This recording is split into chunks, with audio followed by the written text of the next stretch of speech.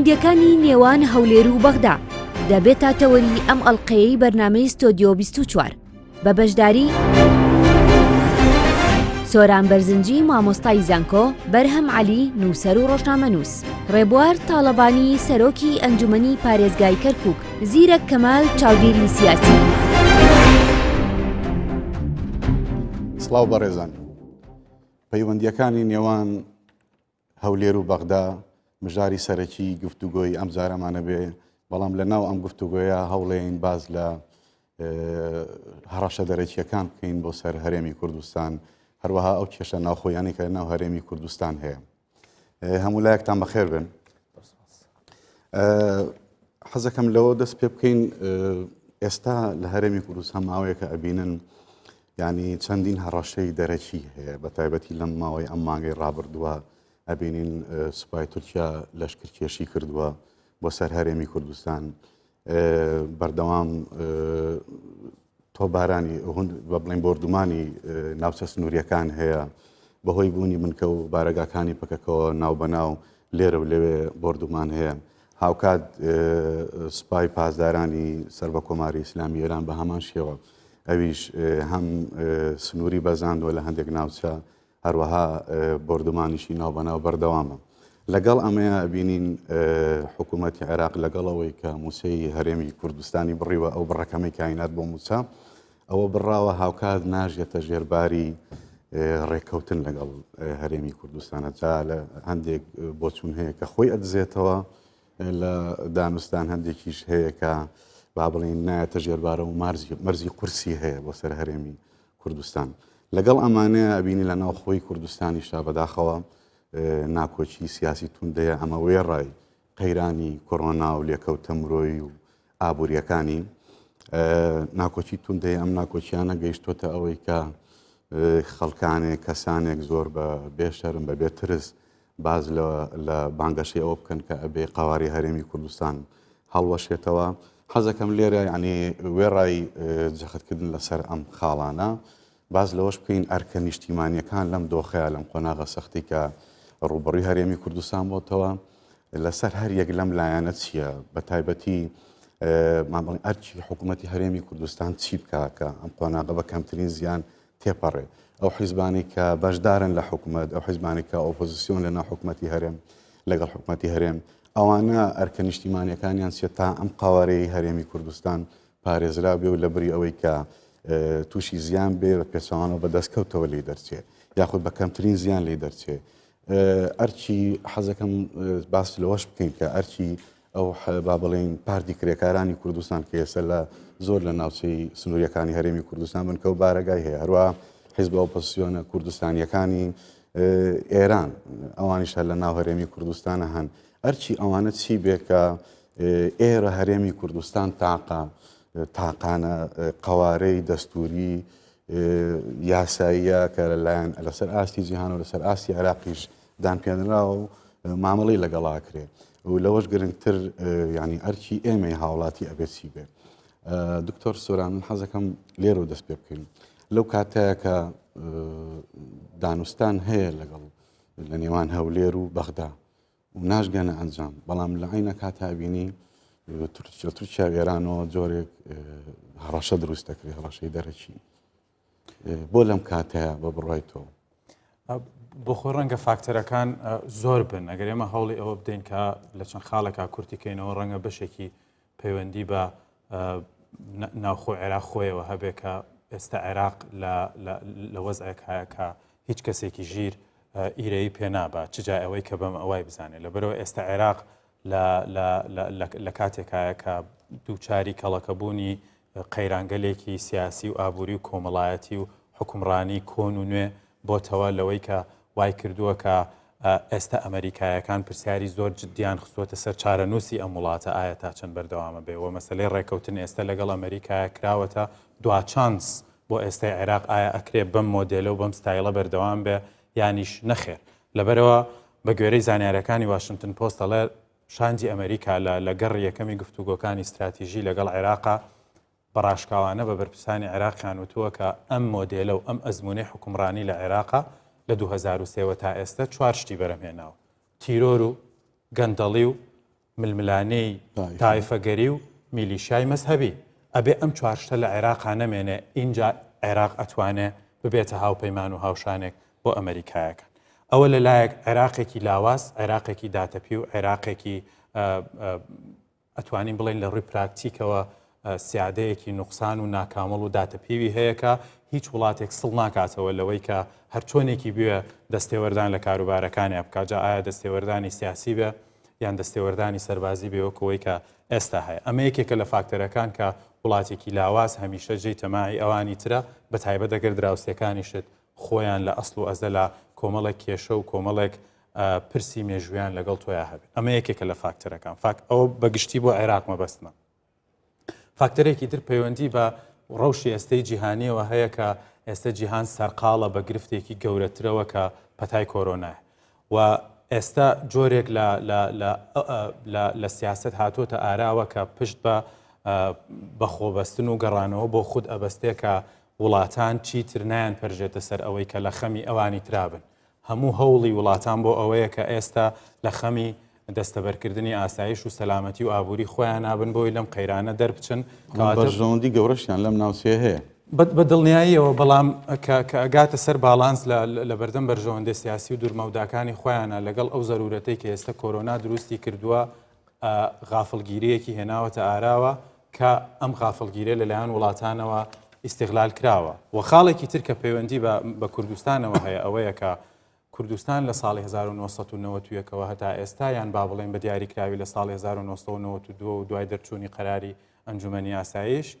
هەمیشە هەڕەشەی دەرەکی لەسەر بووە چونکە هەموو ئەو وڵاتانەی کە ترسیان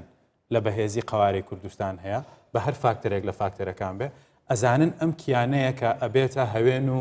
ناوکی دروستبوونی کوردستانێکی سربەخۆ لە هەر کاتێکا کە دروست بێ لەبەر ئەوە لە هەر دەرفەتێکا کە بۆیان بلوێ سڵەوە ناکەنەوە کە دەستێوەردان وە کە فشار وەکە زیانگەیاندن پێی نەگەیەنن بەتەسەڵی ئەوە کاگرەوەر کاک سۆران شتێکی گرنگی باس کرد ئەوە کە بۆ نمونە ئێستا عێراق وڵاتێکی سیادە لاواز یا بێ سیادەیە بە تایبەتی بەرامبەر لە ئاست وڵاتان هەردوو وڵاتی دراوسێت تورکیا و ئێران یعنی ئەوان لاوازی عێراق و ئەو قەیرانی کە لە هەرمی کوردستانی ژێ ئەمان بە فرسەتیان زانیوە کە ئەم جۆرە سونەر بەزاندنە هەبێ تامان ئەوان باز لەواکەن کە گروپی ئۆپۆزیسیۆنی چەکداری دژی ئەوان هەیە بۆیە دێنە سەهەرمی کوردن دێنە عێراق یعنی ئەوان ئەمان بە دەرفەت زانیوە عێراق بە هەمان شێوە دۆخی ئێستای کوردستان بە دەرفەت دەزانێت کە مەرجی قورس مەرجی تەعزیزی ئەوەی کە عەرەب پێڵێ لەسەر هەرێمی کوردستان دانێ باشە ئەم پەیوەندی تاکەی بەردەوام بێ ینی چۆن ئەبێ تاکەی عێراق هەردەمێک هەستی بەهێزێک کرد تامان ئەمان لە حەڵقەکانی پێشوباسی ئەومان کرد بەداخەوە دۆخێک لە کوردستان لە عێراق و کوردستان دروست بووە عێراق بە تەنیا بەرامبەر هەرێمی کوردستان دەوڵەتێکی خاوەن سیادە و بەهێز و خاوەن بڕیارەگەرنا بەرامبەر هیچ یەکێک لەم لە هێزەکانی ئەم ناوچەیە بە گروپەکانی ناوخۆشیەوە وڵاتێکی بەهێز و خاوەن بڕیار نییە ئەم پەیوەندیت تاکەی ئاوە بەردەوامە پەیوەندیی نادروستە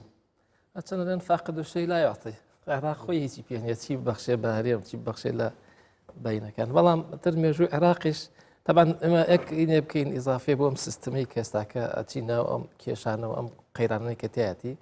من تسلسلي كي زمني لم فتره دراسيه كم كر عراقي كي لششمين جيشي دنيا بو كبقود بو لمنطقه سنجي خويها بو طبعا رجيمي صدام وكاتي كحكمي كتوا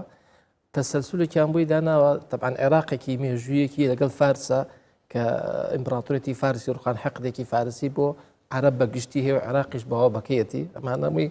بعد تاريخ كشي با تيكل كين لقلي هاتون يكم شت أو جيشيان شكان أو جيشي كلا حفتا وبينجو أو نكسيكا بسملتي كردينا دواي حرب عراق وإيران دواي عراق يعني تزموني كي جيشي كي عينيها بوا كاتوانيوتي منطقة مو بارزية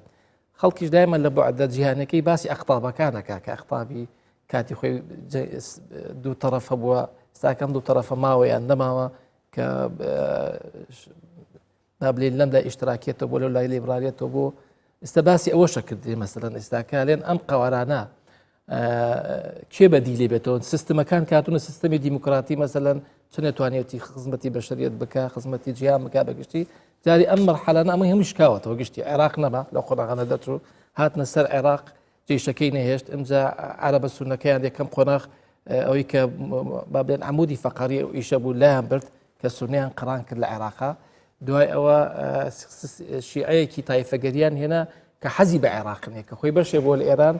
أو حقديك أو من صالي كعراق بيكرو بيرو خينا ويتربو خينا توا لقالوا كعراق شرو خينا منطقة كاش مو يروح لقالي سعودية أو خليج أو دور بريكا لقالتي أما أو هاتوا باشا كردية كي بدين باشا كردية كي ما بو تاريخي كلقالي عراق أبوينا من أما بمجاوتون بداخل وكي أما فقط باسي حكمراني عراق كين كتشون بو لقال قالي كردة بلا من ملتي عراقيش لقال احترام بو كسر روشن بيجا كانوا مستقفة كانوا من روكان يعني لا صالة كان يسيو تلو وأنا شكا مظاهرات بو لا بصرة ولا ثورية 20 وشتانا كلا قالوا يكشورشي شيخ محمود بيابوا أوان مظاهري خويان راقرتو وتيانا برو شورش بتاعنا كملا مصطفى بر أحمد بيلا معتقل بو درتشوا لو كاتي وتيانا بابا سيد إني أوتو نوري سعيد أوتو بابتو برو جاري وأنا بقرا واز إما واز له مو مظاهري يعني ير قالكش ببير تانش ديال لم فتري لم يجي خماسية شو عصا بيش لا بصرة مظاهرة كذا أنا بوتشي هريم نوتي إما أخواتو إما ويران كارين يعني لكاتك كأمان داوي هريمبوني أنا كل كردستان بشتواني لكاتي لوش يعني إما هما اللي بيرنا براس حكامي عراقيش أميان طبعا بهالك باش قصته بخويان لكاتي بقوتبون يعني لكاتي زعيفون يعني ما ديكي باش بو قيران دروسكن بو هريمي كردستان دوای نۆتوێکیش وەکو جەناوی دکتۆر وتی کە چوینەوە ئەم قۆناغێکی تازەوە کوردستان ئەوێ بێتە نەواتێک بۆ ئایندەیەکی دەوڵەتی کوردی طبعا ئەوەش لە هەموو حاڵەتێک ئەستا ئێران و باباسی عبادی پێش 7 ئۆکتۆبر کرد خۆتی دوو مانگ پێشتەوە اتفاقمان کرد وتی ئێمە و ئێران و تورکیا اتفاقێکی ئەمنیمان کرد کە خەتەرێک ڕووی لە هەر سێلا کردووە عبادی بۆیە معادلەیەک و فاکتەرێک بۆ تێکدانی ئەو بەسەلەی کە لە 16 ئۆکتۆبر بەداخۆڕیدا مانای ئێمە لەگەڵ عێراق جارێ استراتیزمان بە کاملەتەن عێراق کە زەعیف بوو بێت هانای بۆ کوردستانێنەوە کە کاتێ بەخۆت بووە هیچ منەتێکی بە کوردستان ئازاری کوردستانی داوە ئەمە ئەمجار وایە عەرەب پشتی گرتووە یعنی ئێستاکە ڕاستە لێن مسر دعمی قەزەی کوردیەکە لە کاتی جەمال عەبدەلناسر بیان لە کاتی ئێستاکە سیسیا بێ و هاکەدا سوودان یان مەخسەن دەوڵەت عەرەبیەکان بەڵام ئەوانیش لە کاتێکە واکەن کە بزانن عێراقەکە بۆ ئەوان استراتیژی بەرژەوەندیەکی نییە بەڵام کە بزان عێراقێک بەرژەوەندی بۆ میسر و بۆ دەوڵەتی عەرەبیەکانێ بە هەموو هەموویانەوە باوەڕ ناکەم لەو کاتێ بێنە تەرازوی هەرێمی کوردستان قەوارەی کوردستان دژی دەوڵەتێکە نایبنن عێراق نایبنە هەرچێکی عێراقێکی عەرەبیان عێراقێکی کاک زیرەک هەموو جار کە حکوومەتێکی تازەیەت دەست خۆش کاگرەوە هەموو جار کە حکوومەتێکی تازە کابینیشی تازە لە عێراق دەست بەکارە بێ دۆستانی ئێمە با بڵێن دۆستە نێودەوڵەتیەکان ئەمریکا بەریتانیا وڵاتانی ئەوروپا زۆرێک لە فشارەکەن حتا نەتەوەی گرتوەکان زۆرێک لە فشارەکان لێن بەشدار بن و لەگەڵ برا عێراقیەکانتانە عێراق ئاوەدانکەنەوە و عێراق پێشخەن و ڕۆڵێکتان هەبێت لە نەهێشتنی تیرۆر و پێشخستنەوەی عێراق هەستانەوە سەر پێ عێراق هەموو کابینەیەک ئەم چیرۆکە هەیە بەڵام هەموو کابینەیەکیش کە دێ زۆرێک لە زۆرەکان لە سەرەتایەکی زۆر کەمن لەوانەیە زۆرێک لە کۆنتاکت و تەطبیعی لەگەڵ کووردە هەبێ پاشان دەست دەکات بە ئازاردانی کورد ئێستا کازمیش کە کورد یەکەم هێز بوو پشتیوانی لێکرد بە فەرمی لەسەر ئاستی سەرۆکایەتی هەرێمی کوردستان لەسەر ئاستی سەرکردایەتی سیاسی کوردستان کە چیە بینی ئەوە ماوەیەکی زۆر باش تێپەڕیەوە و کوردستان لە ناو قەیرانی کۆرۆنایە ئەو بڕەکەمی کە سەردەمی ینی ئاخر جار عەبدولمەهدی بڕی ئێستا کازمی تا ئێستا 400 ملیارێکی ناردووە و دانوستانەکانیش ئەبینین زۆر گەشتبینیەکی تا ئێستا پێوە دیار نییە ینی پرسیارەکە دوو بەشە ئایا ئەمەی کە لە تورکیا ئێرانەوە کرێ عێراقیش بەشدارە لەوەی کە بۆی کوردستان لاوازکە دوم بۆچی هەر حکوومەتێکی عێراق دێ و ئەو دۆستانی ئەمەش بێدەنگە بن کە ئازاری کورد دەدرێت وڵا پێم خۆش بوو سەرەتا ڕیزبەندێک لە بەرنامەکە هەبێ ئەوەی یەکەم جار کە جەنابتان باستان کرد باسی لەشکرکێشی ئێران و تورکیا و هەڕەشەی وڵاتانی ئیقلیمی ئەوە وەکو بڵێ ڕێزبەندێک ئەمەی عێراقیش هەر لەگەڵ ئەوان بۆچی لەم کات ئەگەر لەو تەوەرەکە ڕنگ بێت تێبینیەک ڕنگ بێ تاڕخنەیە کەشم لێ کاگرێبار هەبێت لەسەر ئەوەی کە مەسەلەی میلەتی عێراق تایبەت بە پاڵپشتیکردن لە مەسلەی گەلی کوردستان ئایا پاڵپشتە یان پاڵپشت نییە هیوادارم بە سنگێکی فراوانی ژوەریگرێ کاگڕێوان دیارە کاکە بەرەم بەڕێزانێمە هەمومان دەزانین ئەوەی کە ئێستا دەگوزارێ بە تایبەتی ئەگەر ئێمە بێت و تەرکیز بکەین لەسەر ئەوەی ئێستا کە لە ناوچە سنووریەکانی هەرێمی کوردستان هەم لە بابڕێن لە سنوورمان لەگەڵ تووش هەم لەگە سنوورمان لەگەڵ ئێراندا یعنی ئەمە بەڕاستی پێویستی بە توێژی نوێژی زۆر قوڵ هەیە من لە تورکیاوە دەست پێ بکەم ئێمە هەمومان دەزانین تورکیا یەکێک لە پرۆژە سیاسی استراتیژیەکانی ئەوەیە تەزدیڕ سەورەیە ناردنی شۆڕشە بۆ دەرەوە وەکو ئەو یەکێتی سۆڤێت کردی و دوازاریش بەڕاتی یەکێک لە فاکتەرەکانی هەرسێنانی یەکێتی سۆڤێت ناردنی شۆڕش بوو بۆ دەرەوە دووەمێشێت کۆماری ئیسلامی ئێران ئەوش کە لە دوای ساڵی 1970 کە بەڕابەراتی ئیمام خومینی کۆماری ئیسلامی ئێران دامەزرا یەکێک لە پرۆژە استراتیژیەکانی ناردنی شۆڕش بوو بۆ دەرەوە ئەوە بە حیزب الله لە لوبنان دروست کرد و مەجلیسی ئالا و حیزب داوای لە عێراق دروست کرد و ئەوەی تورکیا ئێستا بە هەمان شێوە بە کوردەواری خۆمان گوتەنێ بە تەنیا بەناوخۆی داناکاسێ دەیەوێ بڕۆ مەسلەی قوبرس کە شتێکی کۆنا مەسلەی ئێستا شتە نوێیەکان مەسلەی لیبیا مەسلەی عێراق مەسلەی سووریا هەم ئەوشتانە ئەم ناردنی شۆڕش بۆ دەرەوە پێم وایە یعنی ئەو خەونەیە کەوا تورکیا لە کۆن هەی بووە لە ئێستا لە سەردەمی ئۆردوغاندا ئیشی لەسەر دەکرێت ئەوەیە ناردنی مۆدیلی سیاسی حکمڕانی تورکیا بۆ دەرەوەی خۆی بە هەرێمی کوردستان و بە عێراق و بە وڵاتانی هەموو وڵاتانی ئیسلامیشە ئەمەش خەونێکە دەگەڕێتەوە بۆ سەردەمی عوسمانیەکان کە کاتی خۆی زیاتر لە نیوە ڕۆژهەڵاتی ناوەڕاستیان بەدەستەوە بۆیە من پێم وایە بەشێک لە ئەو لە شکر کێشانێکە ئێستا تورکیای دەکەوە بەڕاستی بیانوش دەدرێتە دەستی بەداخەوە ئەو خەونە استراتیژیەکەوە تورکیا هەیەی و لە هەمان کاتدا ئێرانیش کە ئێمە ئاگادارین کەوەکو باسم کرد لەوێدا یەک دەگرنەوە ئەگەرچی دوو دەوڵەتی مەسەبی لەک جیاوازن بەڵام لەوێدا یەک دەگرنەوەی ناردنی شۆڕشە بۆ دەرەوە واتە بۆ دەرەوەی خۆیان ئەم سیاسەتە استراتیژیەکە ئەو دوو وڵاتەیەتی بەڕاستی باری سەرشانی ئێمە ئەرچی سەرشانی ئێمەی زۆر قورس کردووە خاڵی دووەم بەڕاستی تورکیا کێشەی تورکیا لەگەڵ ئێمە لەگەڵ مافەکانی گەلی کوردستانیە بەڵکو لەگەڵ ناوی کورد خۆیەتی ئەمە لێرەدا کێشەیەشی مێژوویە ئەمە کێشەیەشی یەکجار مێژوویە بۆیە من لە وتارێکیشدا نووسیم چەند ساڵێک بەر لە ئێستا خێزانێکی کورد پرۆسی هاوسەری دەکەن لە وڵاتی سوید لەوێ داوەتی کۆمەڵک دۆست و هاوڕێ برادەرەکانی خۆیان دەکەن بۆ یەشێک بۆ نایەشێک لە پارکەکانی شارێکی سوێت لێ ژمارەیە کرێکاری تورکی لێ دەبن کە دەبینن ئەوانە بەجری کوردی شایی دەکەن و هەڵدەپەڕن و ئیتر ئاهەنگا پەلاماریان دەدەن دەڵێ بۆ جری کوردیتان لەبەرە ئەمە ڕاستیە واقعەکە کە ڕوویدا ئەمە بەستم چییە کە کێشەی لەگەڵ ناویتۆیە بۆیە لەگەڵ ئەوەدا ئێرانیش و تورکیا دراوسەی ئێمەە لە سەبنەمای ئەو سیاقە قانونیە کە نەتەوە یەکگرتوەکان دایڕشتووە مامەڵەمان لەگەڵ کردو ئێمە لە هەرێمی کوردستان ئەگەر چێ من بە نوێنەراتی ڕسمی قسەی ناکەم لێرە بەڵام هەرێمی کوردستان لەسەر ئەو بنەمای ئەو سیاقە قانونی نەتەوە یەکگرتوەکان دایڕشتووە لە مامەڵەکردن لەگەڵ ئەو وڵاتانی دراوسەیەکین هەرێمی کوردستان ئاوا مامەڵی لەگەڵ ئێران و تورکیا کردووە بەڵام بەڕاستی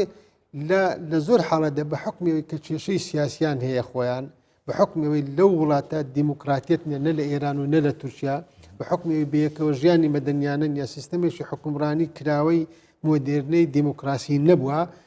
و ئەو دوو وڵاتەش فرەنەتەوەیە فرەئاین لە هەردووشیان هەم تورکیا هەم ئێران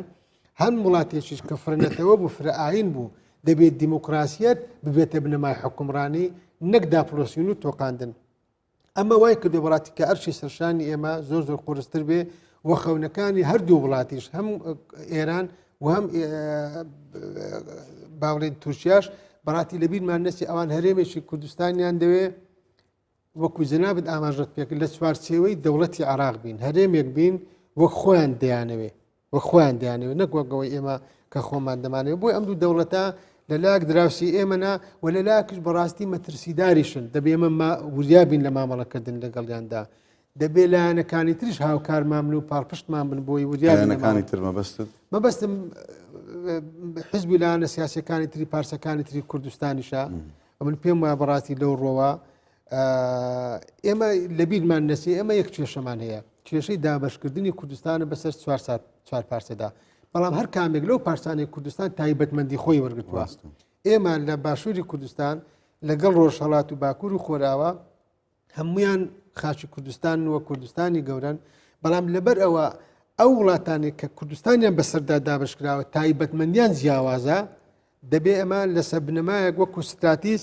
هاوسۆز و پاڵپشت و هاوکاری یەکتری بین بەڵام لە مامەڵەکردن لەگەڵ یەکتری دەبێت تایبەتمەندی یەکتری لە بەرچاو بگرین هەمومان نەبینە بەربەز لە بەردەمی یەکتری بەڵکو لەسەر ئەو بنەما ئیش بکەین کەوا پرۆژێشی سیاسی استراتیژی هەمەلەوەش پێ دەگوتێت کوردستانی بەڵام کاک زیرەک ئافان کاک بەرەمەگەری ئیجازە بفەرمووی ئەوەی کە کاکڕێبوار فەرمویان دەقاودەق تۆ ناتوانانی نکۆڵی لە واقعە بکەی کە هەیە ینی لە 80 ساڵی ڕابردووە با بڵێن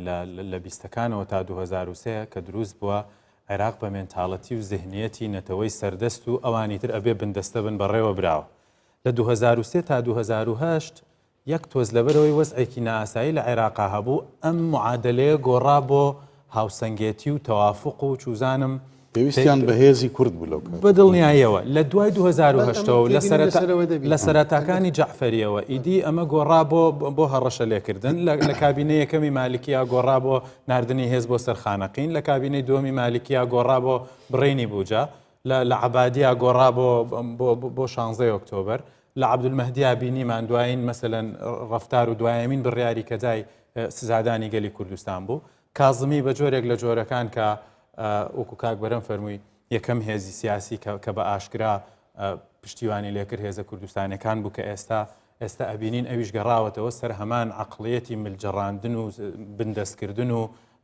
زەلیلکردن و سەپاندنی ئیرادە و سەپاندنی مەرج ینی کەواتە گرفتەکە لێرەیە بە تەسەوری من نە شەخسەکانن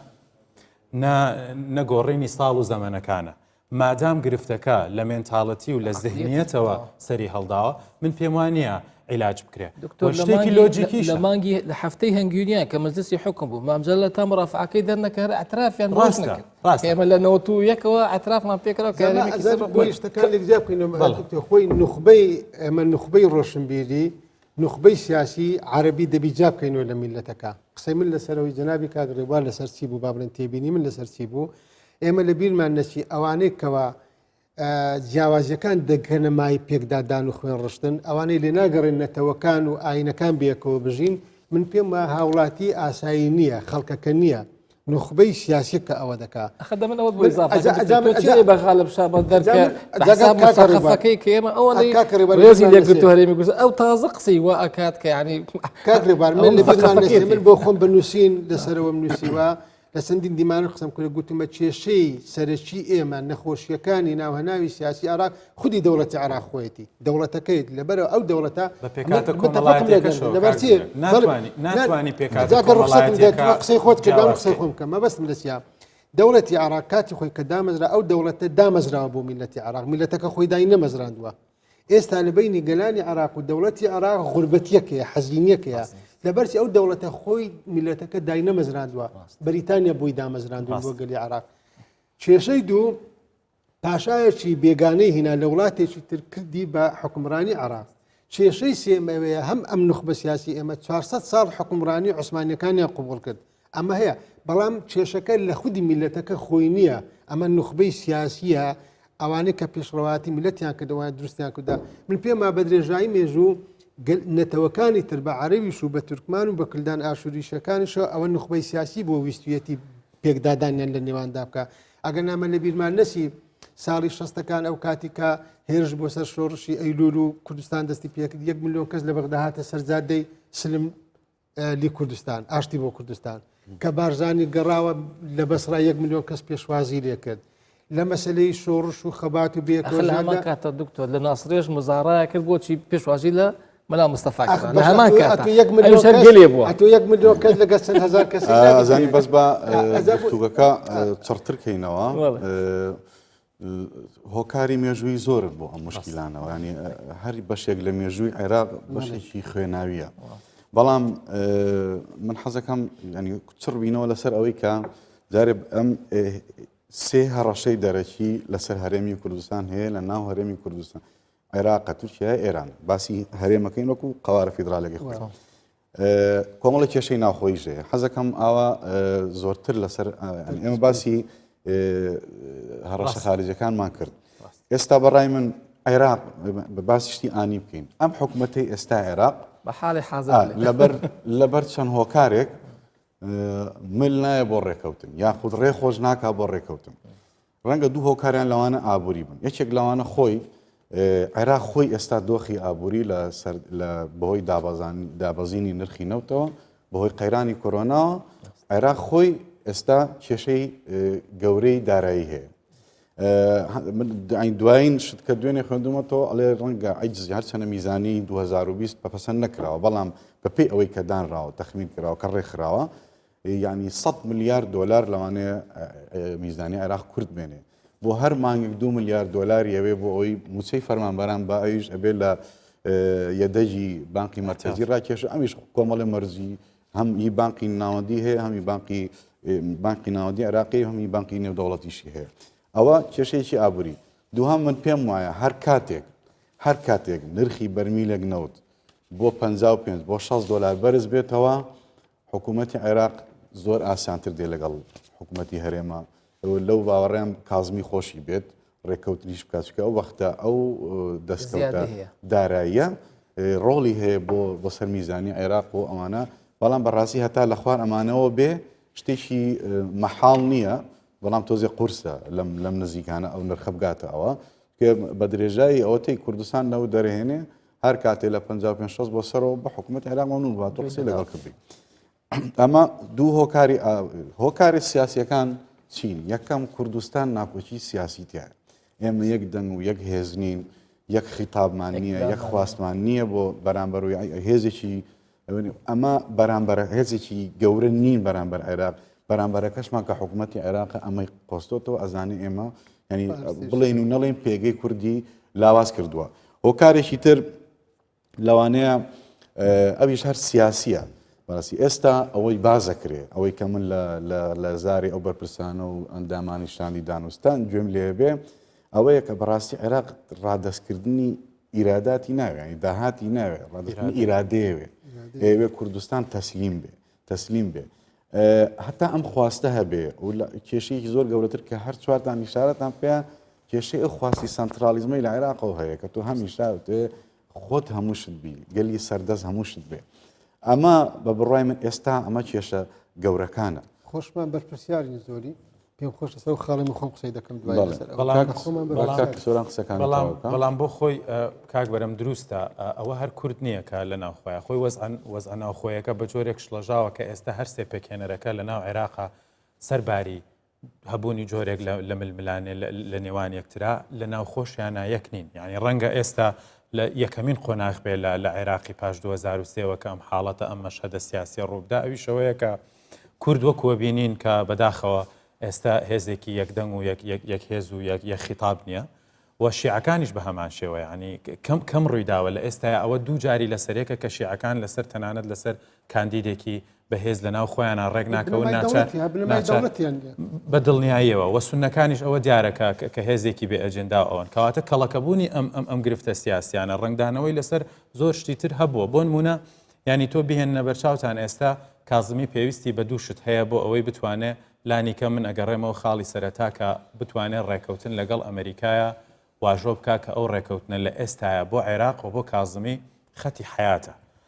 بەڵام بەبێ دووشت ناتوانێت بچێتە ئەم ڕێکەوتنەوە یەکەمیان ئەوەیە کە ئەبێ لەگەڵ کوردستانە بە هەر جۆرێکەیە ڕێکەوت بێ لەبەرەوە 61 بەیاننامە و داخوازی و ڕاگەیەنراوی فەرمی ئەمریکا لە حوزەیرانی 2017 هەتاوەکو یەکی 11 حکوومەتی عێراقی ناچار کردووە کە ئەبێ بچیتە دایالۆگێکەوە لەسەر بنەمای دەستور لەگەڵ کوردستانە و ئەمەشیان پێوتراوە ئەمە خاڵی یەکەمە کە ئەبێ کازمی بە هەر جۆرێکەیە ڕێکەوێ بەڵام چۆن ڕێکەوتنێک ئەو مەختایەکمەتی یەکسانەیەک بۆی نازام لە اتفاقی استراتیجیەکەی ئەخیر کە دانیشتن 2 سەعات کە تەوزیع کرا هەرێکی 5 دقیقە بەر قسەیان کرد من ئەلەوەیە حەزەکەم نازام بڵێم لەگەڵ تامیان بۆم تەوزیح دەی مەجالیان نەدا ناوی کورد بێت ناو اتفاقی مطلقاً نە کازمی و نەستافەکەی نە ناوی کوردستانیشان ئەوە زۆر ڕاستە بە تەسریحێکی وەزارەتی دەرەوەی ئەمریکا تۆزێ بەر خاتی دڵمان تی بابا پێشمەرگەش هەیە ئەگەر غیر باسی دەکەم هاتانی لەلایەن داعش و ئازار دراون هەوڵ بدرێ قارە بوو بکرێت دەزانی ئەوەیان ناچێتە ناو چوارچێوەی هەنگاوە دیپلۆماسیەکانی ڕێکەوتنی استراتیژیەوە لەگەڵ هەر وڵاتێکە ئەوانە تەنها ئامادەسازین و هیچ بینایەکی لەسەر ناکرێت ئەوە بوو بەس گۆڕینەوەی خیتاب بووە لە سەرەتاکانی مانگی داهاتووە لە مانگی حوتەوە ئیدی ئەبێ شاندی عێراقی بچێ بۆ ئەوێ لەوێەوە ئیتر هەنگاوەکان دەست پێکە مەبەستی من ئەوەیە کە ئەمریکا دووشتی لە کازمیەوێ پێشەوەی بچێ بۆ واشنگتن یەکەمیان جۆرێک لە ڕێکەوتنە لەگەڵ کوردستانە و دووەمیان مەسلەی حەشدی شعبیە ئەو ئۆپەراسیۆنانەی ڕابردوو کە بینیمان لە چەند ڕۆژی ڕابردووە ئۆپەراسیۆنی دۆرەوە ئەمانە ئەگەرگەیەکی ڕوون خراوەتە بەردەست کە ئەمریکا داوا دەکات دەبێت و لەگەڵ نەکرا بەڵام بەشێکە لە پلانی استراتیژی ئێمە باس لە ڕێکەوتنی استراتیژی من ئەوە ڕوونەکەمەوە کاک زیرەک سیاسەتی دەرەوەی ئەمریکا ئێمە خاڵێکی زۆر بەهێزنی لە سیاسەتی دەرەوەی ئەمریکایە بەڵام خاڵێکیشین تەواجودمان هەیە ئەوەی ئەمریکا کردوێتی بە بەدیلی سربەخۆیی کوردستان ڕێکەوتنێکی هاوسەنگ و پەسەندیدەی هەردوو لایە لە نێوان کوردستان و بەغدایە ئەمە هەتا ئێستش ماوە و گۆڕانکاری بەسەرا نەهاتووە کەواتە مادام باس لە هەنگاوی استراتیژی ئەمریکاکەین ئەمە هەنگاوێکی استراتیژی ئەمریکایە کە بەداخەوە خۆزگەوانە ئەبوو خۆزگە مەسلەی ڕێکەوتن لەگەڵ بەغایە نەئەبوو بە بەدیلی سربەخۆی لە دیدی ئەمریکەکانە بەڵام ئەمە هەیە دووەمیانۆکە وتم ئەوەی مەسلەی حەشدی شعبیە چکە ئەمریکا چوار شتی لە کازمی و لە عێراق داوا کردووە کە ئەبێنە هێڵە اینجا ئەبێتە هاوشان و پارتنە و هاوپەیمانی عێراق ئەویش ئەوەیە کە گەنجەڵی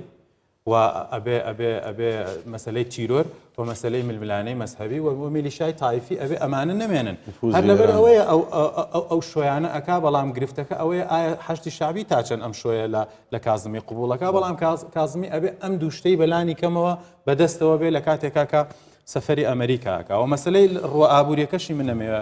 جەختی لەسەرکەمەوە کاک بەرەم هەفتەی ڕابردوو پەرلەمانی عێراق یاسایەکی قبوڵ کردووە کە یاسای وەرگرتنی قەرزی ناوخۆیی و دەرەکیە کە ئەبێ بە گوێرەی ئەم یاسایە لەم چەند ماوەکەمەیە 20 میلیارد دلاری تر بخاتە سەر ئەو 100 و قسوور میلیارەی کە عێراقەتی عێراقەرەوە نابن نەزانیت کێشەکانی عێراق زۆر لەوە فراوانترن نە بەدڵنیایی باسی مەرحەلیەکەین باسی کاک بەرەم فەرمووی باسی ئەو وەزعەتی کە ئێستا هەیە بەس کاک ڕێبەر سەرۆکی ئەنجومەنی پارێزگای کەرکووکە کاک ڕێبەر ئێستا ئەوەی کە ئەیبینی ئەوەی کە ئێستا بە تایبەتی لە ناوچە کوردستانیەکانی دەرەوەی هەرێمی کوردستانە گوزەری و بە تایبەتیش لە کەرکووک و دەوروبەری و لە شنگالیش لە لای دیالەش ئەوەی کە ئەگوزەرێ هیچ نیەتێکی خێری تایە بۆی کە عێراق وەکو کاک سۆران ئەڵێ لەگەڵ کووردا بکەوێتە تەطبیع یا بکەوێتە ئاساییکردنەوەی بارودۆخ ئەگوزەر حتمما ئەگەر لە زۆر زانیاری طبعا من ئێستا بە هیچ من مطلقاً سیقم بە عێراقنی مطلقاً يعني بە تەجروبەی مێژوو کە ئیخەنیتەوە حتاکم ئەو تەجروبە ئەزمونە تازەی کە پێوترا فیدرالی و لە دەستورێک نووسرایەوە و ناوی کورد هاتە ناوی پێشمەرگات ناوی هەرێم هاتە ناویەوە لە پراکتیکە لە دوای 2023 هیچ بەدی ناکەیت یەک نیەتێک نەگۆڕە یعنی عێراقی پێش 2023 لەگەڵ عێراقی من توانم يعني بکەمە مەیوز بووم کە عێراق گۆڕدرێت یعنی کەم باسی اقتصادمان کرد خۆمالکی لە 2014 میزانێشی زۆر زەخم بوو بەڵام چ دەردێکی بە کوردستان لە 2014 بچەی بڕیە تاکو بەسڵام من دێمە سەر نقطەیەکەوە لەوانەیە جزئێکیش بێ لە مەیوز بوون و چارەسەر يعني كيما دائما لقل علاقة وتعامل كاين خراب وخرابتر تازه مجال ما نمو على بيني باش وخراب كيف خراب وخرابتر عراق كميجو همو جار كبشت ما نبسطوه بزل دولة جهانية كان والمتحدة بمجتمعين ودول نقدرش نبيس نتيجة دو دراوسي ترماني إيران وتركيا هيج أم عراق ما وتو بخراب خراب وخرابتر من وأزارنا بيه كل جارك يتلقى عراق ناتار بقناعات بعراق بينك همو دنیا همو مفکرین لێن لەگەڵ دەوڵەتەکەی خۆت ڕێکەوە باشترێکەوەی کە احتمال کەیتە سەر دەرەکیەکان هەر کچێ بێ ناوی ئەقلیمی بێ یاخۆ نێودەوڵەتی بێ من وە ئەزانم عقلیەتی سەرکردایەتی سیاسی کوردی بە دووبارە داڕشترێتەوە لەگەڵ ئەم عێراقات چۆن بتوانین هەرچەند من خۆم یەکێکم لەو کەسانی کە مطلقاً ئیمانم بەم عێراق نییە أني لا يحز في نفسي ملك فيصل يتي أن أرى دولة العراق ولا أرى العراقيين عراقيين ناوي عراقي بيه خەڵکێکە و بەیەکتریان گرتەوە بەڵام ناچارشی خراپ و خراپترمانە ئێستا احتیمادەکە تەسەر ئەمریکا لەو ئیتارانەی کە باسی کرد دکتۆر و کە ئەیبینین و 16 ئۆکتۆبەرمان بینی لە 2030 بینیمان هیچ حرەکەیەک نییە بەس ئەوەنێ لێ بڕۆ زەحمەت نەبێ عێراق بکە بە دەوڵەت بێمانێت بە کورد دەلێ واقعمان لەگەڵ دەکات وەکو ئەمری واقع وەکو مافوو وەکو نیوەکوما بڕۆ وەکو جنابیش فەرمووت بڕۆ عێراق فریای بیکە بە دەوڵەت باش یەکەمە دەوڵەت هیچ مشکلم نییە بەدوای چیم لێ دەکەی دوای چیم لێ دەکەی هیچ نییە تەوقیعێکم بۆ بکە بۆت ناکەم ئێستا مەسەڵ 16 ئۆکتۆبەر هەموو مشکلی ئێمە بوو ئەو کابرای بۆچی تەوقیعمان بۆی بکەدا لەوانەیە 16 ئۆکتۆبەر باشە تەوقیع بکەین ئەو وەرەقەش نالە تەوقیعەکەی بیکە و دوای شتێکت بۆ بکەم ناتوانانی هیچکەی من زاسە لەم بینە تەستێحێکی یەکێک لە سیاسەکانی تورکم بینی مەسەن ئەلێ ئێمە و کورد پێکەوەین تا 1000 ساڵ چیشتان بە ئەمریکاوە یعنی ئێمە هەر پێکەوەین ئەمریکا لەو دوورە لەو بۆ عەدە قاڕەیە لە دوورۆ ئێوە لەگەڵ من ڕێکەوە بۆچی لەگەڵ ئەمریکا دی بینم پێکەی یعنی فعلا لە منطقاگە بتەوێ ئێستا من تازە توازنساڵمەم عێراقەوە پێم خۆش و پێم ناخۆش عێراقێکە باشە خراپە بێ استراتیجی تازەی بۆ بدۆزم هەرچەنە وەکو من یەکێک لەو شەخسانە هێ وستم بەڵام یعنی ناچارشم ئەوە تر دەکەیتر کە ناوخۆی استراتیجێتی ناو سەرنجت بەگشتی لەسەر قسەکان من پێم وایە کێشەی ئەو هەردوو بەڕێز باڵێن هەم کاکسۆرانیش و کاگەڕێباریش کە باسییان کردەوەی لەباری عراق و لەباری من پێم وایە لەگەڵی دامە چەند باسی عراق بکرێ نازانم یعنی هەر زیاتر دێنێ بەڵام شانبەشانی ئەوانەی کەوا باس کرا من پێم وایە کۆمەڵێک کێشەی تر هەیە کە لە ناو عراقدا هەیە ئەویش ئەوەی عراق ئیشکالەتی بە دەوڵەت بوونی هەیە ئەم وڵاتە ناتوانێت ببێتە دەوڵەت منکو باسم کرد فاکتەرەکانم باس کرد ئەگەر دیسان تەکیدی لەسەرەوە بکەمەوە کە 400 ساڵ عوسمانیەکان حکومڕانی ئەم عراقیان کردووە قوبوڵیان کردووە لە دوای ئەوەدا دیسان من تاکید لەوە دەکەمەوە کە ئەم وڵاتە دروست دەکرێت بۆ میلەتی عراق لەلایەن بەریتانیاوە بۆی بکرێت بە پۆلیسێکی پارێزەری بەرژۆندیەکانی بەریتانیا وکات و کە قوبوڵی ئەوەشیان کرد کە پاشایەکی بێگانە بێ من پێم ما کێشەی سەرەکی ئەمە لەوە دەبێت کە ئەم دەوڵەتە دەوڵەتێکە لە ڕووی سیاسی لە ڕووی معنەوی لە ڕووی مێژووی لە ڕووی مانا بەڕاستی فشۆرە لەمایەشی نییە بۆیە من پێم وایە چەندە ئێمە وەکو گەلی کورد و گەلی کوردستان زیانمان پێکەوتووە لەم دەوڵەتی عراق نەتەوەکانی ترش پێیان کەوتووە من ئەگەر وەکو گەلی کورد و گەلی کوردستان کێشەی نەتەواتی نیشتیمانی مەبێ بەڵام بەڕاستی خوشکوبراکانیشمان لە عەرەب کێشەی دیموکراسیەتیان هەبوو دیموکراسیەت نەبووە لە وڵاتە وڵاتێکش کە دیموکراسیەتی تێدا نەبێ نابێ بە وڵاتی ئەمە ئێستا ئەگەر بمانێت کارتی کورد چییە ئەگەر بمانێت لە عراق ئێستا تێبگەین ناکرد تەنیا باسی کازمی بکرێت عراق وڵاتێکە لە ڕووی ئابووری کە لە بچەکراوە لە ڕووی سیاسی کە لە بچەکراوە بەڕاستی گەندەڵی تابی ناقاقایەتی لە دەرەوە بڕیاری سیاسی بەسەردا دەسەپێندرێ بنەمایەک نەماوە کە عراقەکان کۆ بکاتەوە بۆ نمونە وشەی عراق کەس حسابی بۆ ناکە بە تایبەتی لەلایەن نخبەی سیاسی عرب شیعە و سونە کەس حساب بۆ وشەی هەتا بۆ مەسەلەی ئاینی ئیسلام عراق هیچ کامێکەوانە کۆ ناکات و ئیسلام بووە بە دوو مەزهب عراق بووە بە کۆمەڵێک پارچە واتە زۆر جار دەبینی بنەمایەک زۆر جار ئاین دەتوانێت میلەتێک کۆمەڵێک میلەتی لێک جیاواز کۆ بکاتەوە جوگرافیاک دەتوانێت کۆی بکاتەوە بەڵام ئەوەش نەماوە لە عراقدا بۆیە لە هەمووشی مەترسی دیدار چینی ناوەڕاست لە عراق تێکشکاوە کە چینی ناوەڕە کۆڵگەی ئەساسی دەوڵەتە توانی تۆ بڵێ بێتفاقی کورد لە مێژووی خۆی وای ژمارەکان زۆر مەترسیدارن لە قەرزاری لە گەندەڵی لە بخەدەرە لە مادێوەشبەرەکان لە نەخۆشیەکان لە ئاوارە لە وێرانبوونی شارە گەورەکان بەس ئەم عێراقی کە ئاوا باسێکی بە وێرانی کاتێک دێتە دانوستان لەگەڵ کووردا عێراقیکاکە بەرەمجا من بووم بووە ئەنی پرسیارەکە لە شوێنی خۆیەتی من ڕنگ بێ پرسیارێک لە هەر سێکتان بکەم چکەوە ڕنگ بێ بۆ منیش وەڵام نەدرابێتەوە باشە عراق ئەوەیە بەڵام ئێستا کە ئێمە ڕخنە لە خۆمان دەگرین هەمومان لە هەموو ڕێکۆ ڕخنە لە خۆمان دەگرین لە هەرێمی کوردستاندا وەنیە بەس پرسیار ئەوەیە کە ئێمە ئێستا گوتاری سیاسیمان یەک نییە یەک ڕیزیمان نییە بەیەکەوە پرۆژەیەکی هاوبەشی نیشتیمانیمان لەسەر ئاستی حیزبی و سیاسی نخبەی سیاسیدانیە ئەمە مەسلەیەکی مێژوویە پێنی بێستاوە نییە بۆ نمونە ساڵی بیستەکان کە دەوڵەتی عراق دادەمەزرێ کە عەبدوڕەحمان نەقیب با بڵێن دەکرێت بە سەرۆکی حکومەتێکی کاتی 4 وەزیری شیعە و 3 وەزیری سونە و وەزیرێکی جوو دادەندرێ لەو کاتێ من لەوە تێناگەم بەشێک لە نخبەی ڕۆشنبیری ئێمە بەشێک لە خوێندەوارەکانی ئێمە لە ئەکادیمەکانی ئێمە دەڕۆن بەشداری دەکەن لە بیناکردنی دەوڵەتی عراق بەڵام بەشداری شۆڕشی شێخ مەحموود ناکەن هەتا نووسینەوەی دەستوری عراق سوپای عراق کە 23 کەس دای مەزراندووە لە ماڵی کوردێک لەو 23 کەسە یانزەی کورد بووە لە نووسینەوەی دەستور بنەماکانی دەوڵەتی عراق لە کاتێکدا شۆڕشی شێخ مەحموود نامەکانی شۆڕشی شێخ مەحموودی نەمەر بۆ ئینگلیز بۆ ڕووس بۆ هەموو لاکدەبەڕاتی سەرکردەیەکی مێژووی ئێمە بووە بەڵام بۆ لە ئێستادا کۆنتڕۆڵە ببرە درێژەم قسانە ئەین و بە تایبەتی ئەوەی کە باسی ئەرکی نیشتیمانی و پرۆژەی نیشتیمانی کرد لە کوردستان بەرامبەر بەم قۆناغە سەختە بەس ناوبڕێگەڕۆین بەڕێزان ناوبڕێگەڕۆین و پاشان درێژە بە گفتوگۆکەمانە.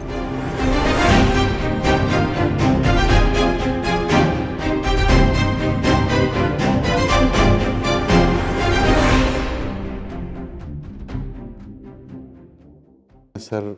قوارەی هەرێمی کوردستان کاکزیرەک شتێکی گرنگی و ڕوژان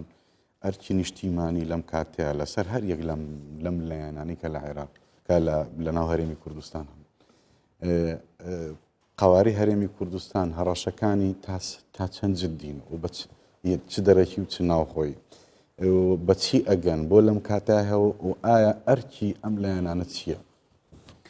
زۆر جوانە بۆ خۆی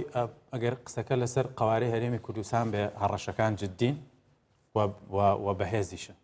بەڵام لە بەرامبەرە ئایا قوارەی هەرێمی کوردستان لاوازە یانیش لە مەترسەیەکی جددیایە یانیش ئایا قوارەی هەرێمی کوردستان مەکرەمە و دیاری ئەموو ئەوە کە بتوانێت وەریگرێتەوە یانیش پرسیارەکە بە دیوێکی ترا بکەین ئایا قوارەی هەرێمی کوردستان ئەوەندە لاوازە کە بە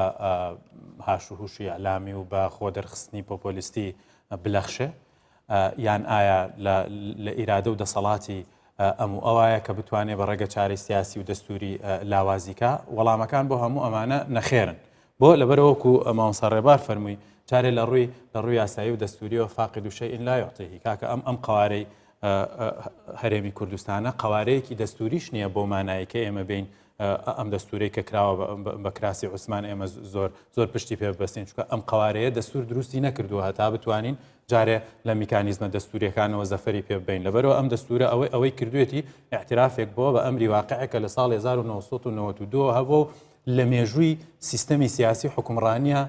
لە مێژووی تازەی حکومڕانیە نمونەیەکی لەم شێوەیە نەبوو نییە کە دەستورێک بێ ئەزمونێکی فیدراڵێتی تاکلایەنانە بۆ 5 ساڵ و 3 ساڵ لە پێش خۆیان اعترافێکی بە ئەسەری ڕەجعی پێ بکە کەواتە لەم ڕۆوە ناتوانرێت زەفەری پێ ببەرێ و لە ڕووەکەی ترەوە لە ڕووە دەرەکیەکە شێوە تا حدێک دروستە ڕەنگە هەڕەشەی بۆ ئەکەوێتە سەر و دروستە ڕەنگە زیان بە بەرژەوەندەکانی بگەێنرێ بەڵام من پێم وانە جیهان و سیستەمی جیهانی لە ئێستاە چەندین ئەوەندەی ئێستا غافڵگیریش بێ بتوانێت هەڕەشەیەکی جددی بۆ سەر کیان و قوارەی هەرێمی کوردستان دروست بکە بەڵام بەداخەوە ئەوەی کە هەڕەشەی جددی لەسەر کوردستان هەیە فاکتەری پوکانەوەی ناوخۆییە من پێم وایە بە هیچ فاکتەرێکی دەرەکی قوارەی هەرێمی کوردستان ناکەوێتە بەر مەترسی لە ناوبردن و خوانەخواز لەخشاندن و کۆتایی پێهێنان دروستە لە ڕووی ئابوووریەوە ئەکرێ ئابلوقەت بخرێتە سەرەوە کۆی لە 2017 ڕوویدا و لاواز بکرێ دروستە ڕەنگە بە فشار خستنە سەر حکوومەتی عێراقی هەڵدا ئەم قۆناغی تنگانە و قەیرانە ئابووریە زیاتر بقۆزێتەوە بۆ ئەوەی تۆ لە ڕووی ئابووریەوە زیاتر ناچاربی و تنگانەکەت زیاتر قورستر بێ هەموو ئەمانە کاریگەری خۆیان ئەبێ بەڵام ئەمانە هەمویان شتی مەرحەلی هەمویان شتی ڕاگوزەرن کە قابلیەتی ئەوەی هەیە لەگەڵ گۆڕانی وەزعەکەیە ئەم وەزعەش بگۆڕێ بەڵام بەداخەوە ئەوەی مای نیگەرانیە ئەوەی نیگەرانکەرە و ئەوەی هەڕەشەی جددیە لەسەر قوارەی کوردستان هەڕەشە دەرەکیەکان نین بەڵکو ناکۆکی و لێکترازانە ناوخۆیەکانن و ئەو تەرحانن کە بە زمانی کوردی ئەکرێ من ترسم لە تەرحێک نییە کە بە زمانی عەرەبی بکرێ و نیگەرانیش نیم لە هەڕەشەیە کە بە زمانی فارسی بکرێ و باکیشم بە هەر پیلانێک نییە کە بە زمانی تورکی بوترێ بەڵام تەرحێک کە بە زمانی کوردی ئەکرێ و هەڕەشەیەک کە بۆ قوارەی هەرێمی کوردستان بێ ئەمە منەترسێنێ و چونکە بە مێژووی میلەتانیش ئەگەر بێت و هەڕەشەکە ناوخۆیی نەبوو بێ نەتوانراوە ئەزمونێکی لەم شێوەیە زەفەری پێ ببرێ ینی نمونەی ساڵی 91 کۆسۆڤایەکانمان هەن کە سربەکان توانیان قوارەکە تەحجیم بکەن و تا حەدی لە ناوبردن لە ناوی دەن و بە هەمان شێوە چیچانەکان و رووسیا توانیان بە شێوازێکی لەم شێوەیە بەڵام ئەوەی ئێستا مەترسیە ئەوەیە کە یەکنەبوونی خیتابی سیاسی لە کوردستانە و تەرحی جیاوازی سیاسی ئەوەیە کە بەداخەوە ناکۆکی و ململانە سیاسیەکان و بەرژەوەندی تەسکی مەرحەلی ڕاگوزەری سیاسی وای کردووە کە خاڵی هاوبەشی نیشتیمانی لە نێوان ئەم هێزە سیاسیانەیان نەماوە لەوەی کە هێزێک کەسێک چوزانم پەرلەمانتارێک بەداخەوە سڵەوە نەکاتەوە کە زۆر بە کوردیەکی ڕەوان و فەسیح بڵێ کاکە بام ئەزمونە کۆتایی پێبێنین یا بگەڕێنەوە سەر عێراق یا تەنانەت پەرلەمانتارمان هەیە ئەڵێ پێویستە حکوومەتی عێراق هێز بۆ حەشدی شعبی بەکار نەهێنێ حەشدی شعبی هێزێکی نیشتیمانیە بەڵکو ئەوەی خەتەرە لەسەر عێراق هەرێمی کوردستانەوە پێویستە هێز بەرامبەر بە هەرێمی کوردستان بەکاربێنێ کەواتە تەرحەکان هەمیشە جیاواز بوون ینی دەزانم تەرحی وڵاتانی تر تەرحی زمانەکانی تر کە هەبوو بێ بە هەڕەشەی جدیش بۆ سەر کوردستان بۆ نمونە بینیمان لە 2017 ناوی لێ نەنرابوو هەڵمەتی یا هێرشی کۆتایی پێهێنان بە کوردستان ناوی لێ نرابوو سەپاندنی یاسا چوزانم ئەوەی تورکیا ئەڵێ پاراستنی بەرژەوەندی نیشتیمانی و گەڕانەوە بۆ میساقی میلی و نازانم چی و چی ئەوەی کە ئێران ئەڵێ بەرژەوەندی لە پاراستنی بەرژەوەندیەکانی شۆڕش و لە ناوبردنی مەترسیە دەرەکیەکان کەواتە هیچیان بەڕاستە و خۆی بە زمانەکەی خۆشیان ناڵێن لە ناوبردن و لاوازکردنی کوردستان بەڵام بەداخەوە ئێستەیە مەوامان لێ هاتووە کە بە زمانە کوردەکەی خۆمان ئەڵێن کۆتایی هێنان بە کوردستان کەواتە ئەوەی بە تەسەوری من چارەسەرە هەر ئەمەیە و ئەوەشی کە هەر گرفتە هەر ئەمەیە یعنی ئەوەی گرفت و مەترسی حەقیقیە لەسەر کوردستان لێکترازانی ناوخۆیی و بەداخەوە ملدانە بۆ ئەو فشارە دەرەکیانەی کە هەن یعنی ئەمەشیان هەیە ئەبێ ئێمە ئەوەشمان لە بەرچاو بێکە بەداخەوە هێز و لایەنی سیاسی لە کوردستانە هەن کە بە جۆرێک لە جۆرەکان قەرز و دەستەوایی ئەم لاو ئەولایان لەسەرەکە مەجبورن لە قۆناغێکی ئاواهەیە بچنە ژێرباری ئەو هەڕەشانە و بە زمانی کوردی تەرحی بکەن من اینێکت بۆ تەکمیلەکە مەسەرەن لە تاکێکی فارسیان تاکێکی تورکیان لە تاکێکی ئەم عێراق مخەربەتەم پرسیار بکە بەلێ لە بر سەعات کوژم دەوڵەتەکەت نایەنم کامی قبولەکەی مستعد نییە بۆ دەوڵەتەکەی لێ با لە بر سا بمبرم بە تورکێک بە هەموو ئەو تورکێک کە بچن ئێستا ڕەوشی ئابووری ئێران چییە زۆر خراپوانی لە تاکێکی فاز بە پرسە لێ باشە وەرە ئەو ئەمریکا ئەو ئەم ئێرانێک لە ئەمریکاش دانیشێ ناڵێن ئەمە بای لە بەرچاومە دوم نقطە من نازانم شۆڕشی کورد کە دەستی پێ کردووە من ئەوەی دراسی شۆڕشی شێخ عەبدوڵڵای ناریم کردووە شێخ سەعیدی پێران و پێش ئەوەی کە استراتیژیەتی کورد لە دەوڵەتێکی مەزنەوە گۆڕاو بۆ تایبەتمەندی کە باسمانێکە لە سەرتاواش هەر پارچەیەکی کوردستان تایبەتمەندی خۆی بێ لە استراتیژیەتی تعاملکردن لەگەڵ دەوڵەتی کە تا بەڵام پێشەوە نەبووە پێشەوە وتیان یەک دەوڵەتی کوردستان هەموو سەرکردایەتی سیاسی کورد گۆڕاوە هەر چۆنە بێ ئیجتیهادێکی تازە لە ساڵی 20ەوە هاتووە لە شێخ مەحموودی حەفیدۆ دەست پێ کردووە بەڵام هیچ تاکێکی کورد جورئەتی نەکردووە بڵێ ئەو تایبەتمەندیش نەمێنێت چونکە تو ئەسەین باسی قاواری کوردستانەکەین یان باسی حکوومەتی هەرێمەکەین خۆ باسی حکوومەتی هەرێمکەین هەموو حزب سیاسەکان بەوەی لە ناو دەسەڵاتیشن من وازان مەسەن پارتیەک لەوانێ پێی خۆش بێت چەند چاکسازی بکرێ لە بەرژەوەندی تاکی پارتی شەکێتەوە تاکێکێتێکە شوالێ تاکە ئۆپۆزیسیۆن گۆڕانەکە شوالێ گرتوەکە شوالێ کە وەڵام کەسێک جورئەت ناکە بڵێ من لێ ڕخنەمەیە لە حکوومەت لێ بێ چاکسازی بکە بێ گەندەڵی نێ لێ بەڵام جورئەت بکە بلێ قەوارەکە نەبێنێ دەو بۆ تۆش نیە ئەم قسەی بکە ینی بۆ منێکی حزبێکی کوردستانی باشوور چونکە باکوور لێم قبول ناکات چونکە ڕۆژهەڵات و ڕۆژاوا لێم قبول ناکە ئەو قەوارەیە هەیە کە دڵی پێخۆشە لە مستەقبەلە بێتە ئەمەلێک و ژیانی بۆیە بەڵێ ڕخناگرین هەمومان لە ئۆپۆزیسیۆن بێت یاخود لە دەسەڵات بێت ئەلێن حکومڕانەکەتان لە ئاستی مەطلوب نیە هەر چەندە بینی دوو قەوانە قارنە بکەین ئەگەر لە کاتێکە ئێمە خراپ بین بەڵام خراپتر عێراقە یان تۆ تەسەوڕ ئەەکەی یعنی سبێنە بلێ کاکە و قەوارێ نەما یاڵە زەحمەت نەبێ کاک کازمی و یاخۆ یان ئەو سیستەمە شیعیەی کە ئێستاکە زاڵە بەسەر هەموو عێراقا زەحمەت نەبێت تۆ لە تاکە حزبە کوردستانێکە لە من باشتری ئەوە کەی تجروب ئەمە کەی ئستەسانی کوردێک لە سای حکوومەتی هەرێمی کوردستان یا لە سای ئەو حیزبانی لە کوردستانان هەز بە ئارامی و ئاسوودەی و ڕێزگرتن و ئازادی نەکات ئایا لە سای حکومڕانی حەشدی شعبیە هەز بۆ ئازادیاکە ئاسوودەیاکات مشکلەکە لێ با کازم بێ ڕاتبەکەم بەداتی کە ئەنەمەوە تەسەورەکە کە حاڵەتی کازمی و حاڵەتی عێراق حاڵاتێکی جا من داوای لە بردنەکە من بە حکمەوەی کە تعامل لەگەڵ هەموو 15 محافەزەکە بۆ چوومەتە بەسڕا کەربەلا نەجەف هەمووی بینیوە باوەڕتان بێ خراپترین تاکی ئەم کوردستانی خۆمان بە هەر چوار پارچەکەش بکرا عقليتي 200% لەوان ئینترا یعنی یار عقل یعنی فەقیرانەوە ئەژێن و ئازاهی لە عەسرێکی نەوەکم پێش عوسمانەکان یعنی وا تەسەوور نەکات تاکێکی کورد کە من ڕخنە لە حیزبێکی کوردستانیە گرنگی لە دەسەڵات بێتێ بەزۆم بێ تەسەوور کەم حیزبی کە تر دێکە لە جنوبی عێراقەوە من دێت عقليتەکەی لەگەڵ عقليتی ئەمریکا ملیمە بینیانەیە ئەسڵان عقليتەکەی لەگەڵ متەخەلفترینی دەوڵەتە جیهانیەکانە هێشتا لە دواکەوتوترن.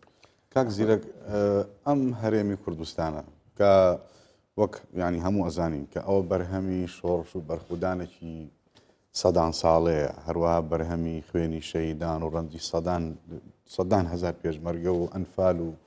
قوربانیان و شەهیدانی جینۆساید و کیمیاباران و هەموو ئەمانە ئەم قوارێکەوە کاگڕێبوار باسی کرد کە مای ئومێدە بۆ هەر چوار پارچەکەی کوردستان ئەم قوارێک کە خێری عێراقیەکان نەبوو بە ئێمەیان بەخشی بێ لە دوای 2023ەوە بەڵکو بارودۆخێکی تاریخی زۆر خوێناوی دروستی کردو و هەمیشە هێشتا ئێمە با بڵێین مەغدورین لە ناو عێراقا ئەم قوارێکە ئەوها دروست بۆ چۆن دۆخەکە گەیشتە ئەوەی کەسێک مەسەلەن بەبێ شەر بەبێ ترس بڵێ با قوارە هەڵۆشێتەوە تۆ 5-6 پەرلەمانتاری کوردت هەبێت لە بەغدا بەدەنگی کورد معاشی باش وەرگرنەوە دەیان بەرژەوەندی مادی و دارایی خۆیان هەبێت لەگەڵ بەرپرسەکانی بەغایل و زۆر بە ئاشکرا دژایەتی هەرێمی کوردستانەکەن ئەڵێ دەردی کاکسۆن ئەڵێ هێز بنێرنە سەر کوردستان ئەڵێ بودجەکەی ببڕن ئەڵێ نابێ بمێنێ ئەمانە زۆر بە ئازادی دێنەوە ناو کوردستان من ئەڵێم ئەگەر لەو ڕۆژانە گفتوگوی شتێکی وامەگەن ئەگەر ئەمە لە دۆخێکی ترە لە کوردستان ئەمە ڕووی بە ڕەنگە خەڵکی بچۆنە بەربارانی ئەو ماڵانی بکردایە کە ماڵی ئەو پەرلەمانتارانی بکرا چکە ئەمە لە ناو وەکو کاکسۆران زۆر زۆوتی ینی لە ناو میلەتانی دنیام شتانە نییە هیچ نییە پەرلەمانتاری هەرێمێک دژی هەرێمەکەی خۆی لە ناوەندەوە ئیش بکە بە بەردەوامی و کە خەڵکیش لیان قوبوڵەکە و هەندێک میدیا هەیە کردوونی بە پاڵەوان ئەمانە ئەوە بەداخەوە ئەنی لە جاتی ئەو کەسانی کە قوربانی گەورەیان داوە ببنە پاڵەوان ئێستا ئەمانە بوونەتە پاڵەوان ئەم ناکۆچیانە یان یەکێک لە ئەنجامەکانی دەرکەوتنی ئەم جۆرە خەڵکەیە چۆن وای لێ هاو دۆخی کوردستان ڕۆژنامەنووسێکی ئەردەنی هات بۆ لام شارەزایەکی باشی لە مێژووی گەلی کوردە بوو گوتی ئێوە زۆر باسی جوانیەکانی خۆتان دەکەن زۆر باسی سەروەریەکانی خۆتان دەکەن مافی خۆتانە وەکو میلەتێک بەڵام ئەوەش ناشرینیەکانی ئێوە لە مێژوودا لە بەردەمیدانا بە درێژایی 200 ساڵی ڕابردوو لە هەر قۆناغێکی سیاسیدا لە باکوور لە خۆرئاوا لە باشوور لە ڕۆژهەڵات هەر بزوتنەوەیەکی سیاسی هەر حیزبێک هەر سەرکردەیەکی سیاسی کە خیانەتی کرد بێ هەمووی لای خۆی تۆمار کردبوو گوتی ئێوە ئەوەشتان هەیە منش پێم گوت ئێمەش میلەتین وەکو هەموو میلەتانی دنیا جوانیمان هەیە ناشرینیمان هەیە خەبارجێڕمان هەبووە بەڵام لە هەمان کاتدا دژە وڵاتیشمان هەبووە گوتی باشە بۆ ئەو مێژە دووبارە دەبێتەوە لای ئێوە لەوێ ڕایگرتم گوتم بۆ دووبارە دەبێتەوە چونکە لە مێژووی ئێمە خیانەت بازی بە دواوە نەبووە هەر کاتێک کە من لە هەر کامێک لە پارچەکانی کوردستان کە مێژوو دەخوێنیەوە هەر کاتێک من هەر باسی ئێستا و چەند ساڵی ڕابردوو 20 ساڵ و 30 ساڵی ڕابردوو ناکەم باشی بە درێژای مێژووی خۆم دەکەم بەڕاستی ئەم ڕۆژنامەنووسە ئەردەنیە لە شوێنی خۆی ڕاگرتم گوتی باشە بۆ دووبارە دەبێت منیش وەڵام داگوتم لەبەرەوە لەناو ئێمە بەبێ باستێ دەپەڕێەوە دوو تۆ تەماشاکە بەڕێزم چەند مانجێک بەر لە ئێستا وەم بزانام نەگەیشتوتە ساڵێک لە ساحەی تەحریر گەلی عێراق لەوێ کۆبوونەوە لە ناو ساحەی تەحریر کەمەڵبەندی خۆپیشاندان و ڕوبەڕووبوونەوەی گەندەڵی حکومەتی عێراقی بوو لە ناو خۆپیشاندانەکە شیعە هەبوو سوننە هەبوو نەتەوەیی هەبوو شیوعی هەبوو با بڵێن کرێکار هەبوو جوتیار هەبوو مامەستای ئاینی هەبوو قەشە هەبوو وەنیە لە ناو عەرەبەکان هەموو خەڵکەکە لەوێ کۆبوو بووە بەڵام هەر هەمویان ئاڵای عێراقیان لەسەر سەری خۆیاندا نابوو دڵنیام لەوەی بە خودی داعشەکە خۆشی دڵنیام لەوەی بە شیعەکەوە بە سوننەکەتەوە بە نەتەوەیەکەیتەوە بە شوعیەکەتەوە بە بازرگانتەوە بە کرێکار و جوتیارتەوە بە مامەستاوە پرسیار ئەوەیە بۆ ئەو حکومەتەکەی گەندەڵە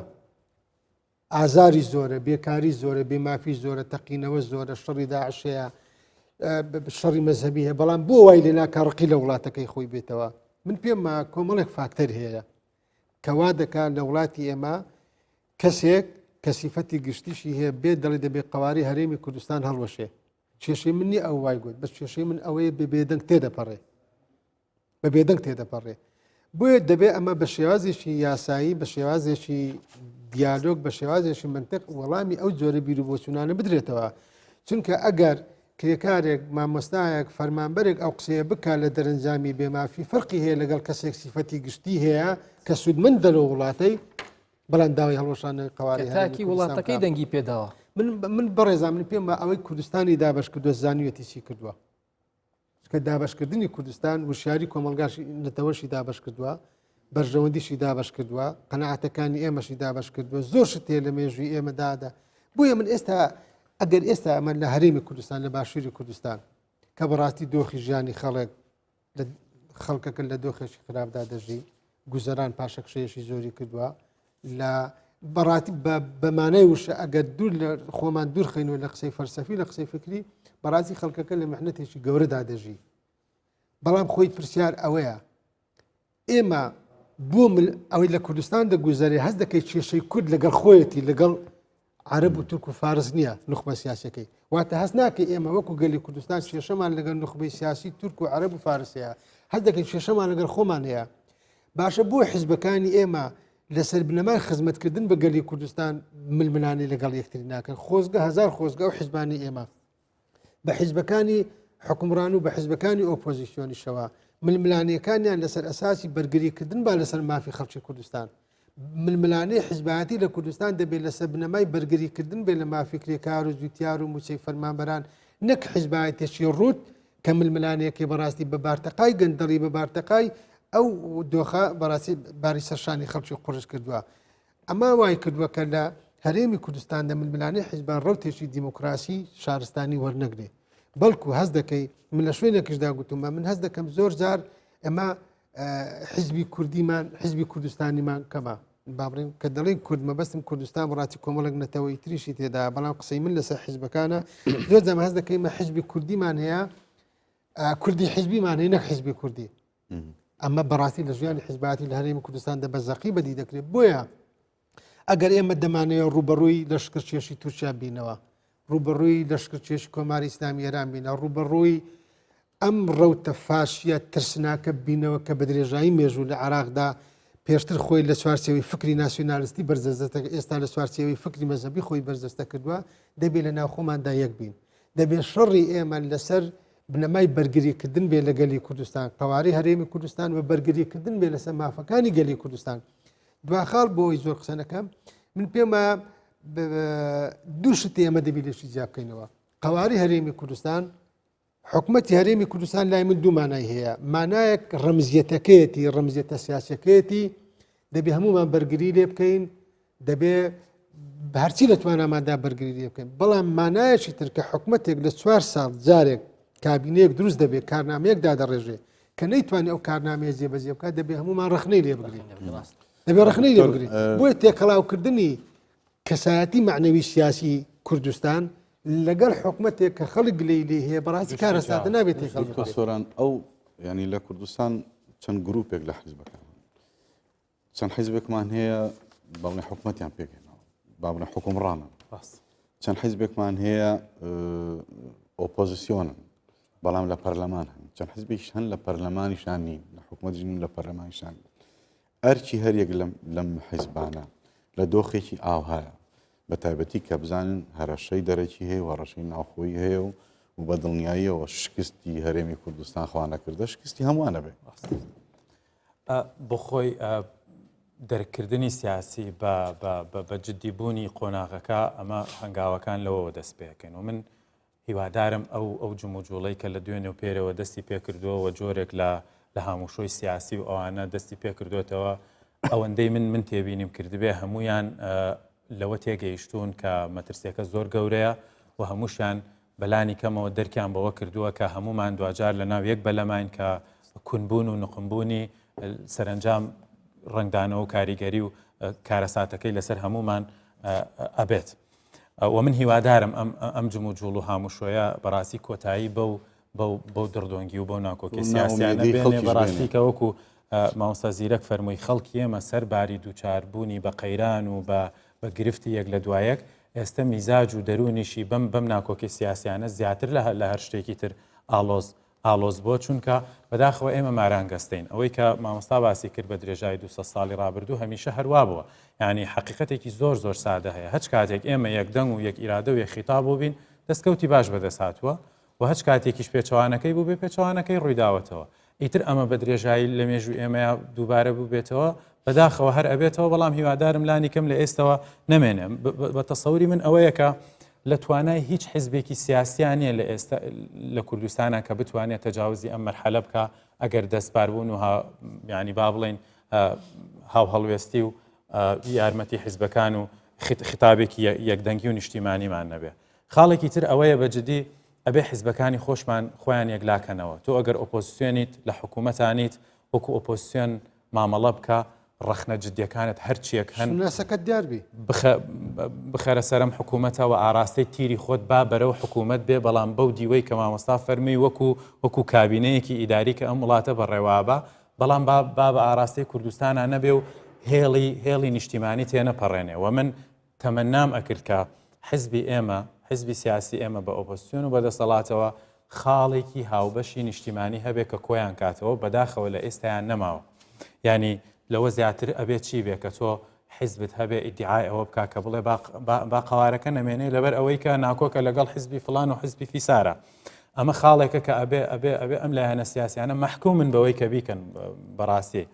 و خاڵی دووەمیش ئەوەیە کە حیزبەکانی ناو حکوومەتیش ئەبێ وەکو حیزبی حکومڕان مامەڵە بکەن ئێمە ئەم مۆدێلە خراپەی کە لە 2014ەوە لە کوردستانە سەری هەڵداوە حیزبمان هەیە ئۆپۆسەڵاتی پێڵێن پێم وابێ ینی کەواتە تۆ لە ناو حکوومەتایت و وەزارەتت هەیە و ئەوانە بەڵام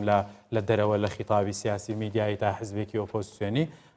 ئەمە خراپە بەجددی ئەمە نمونەیەکی زۆر نامە و ناشرینی سیاسیەکە زەرەرەکەی سەرنجام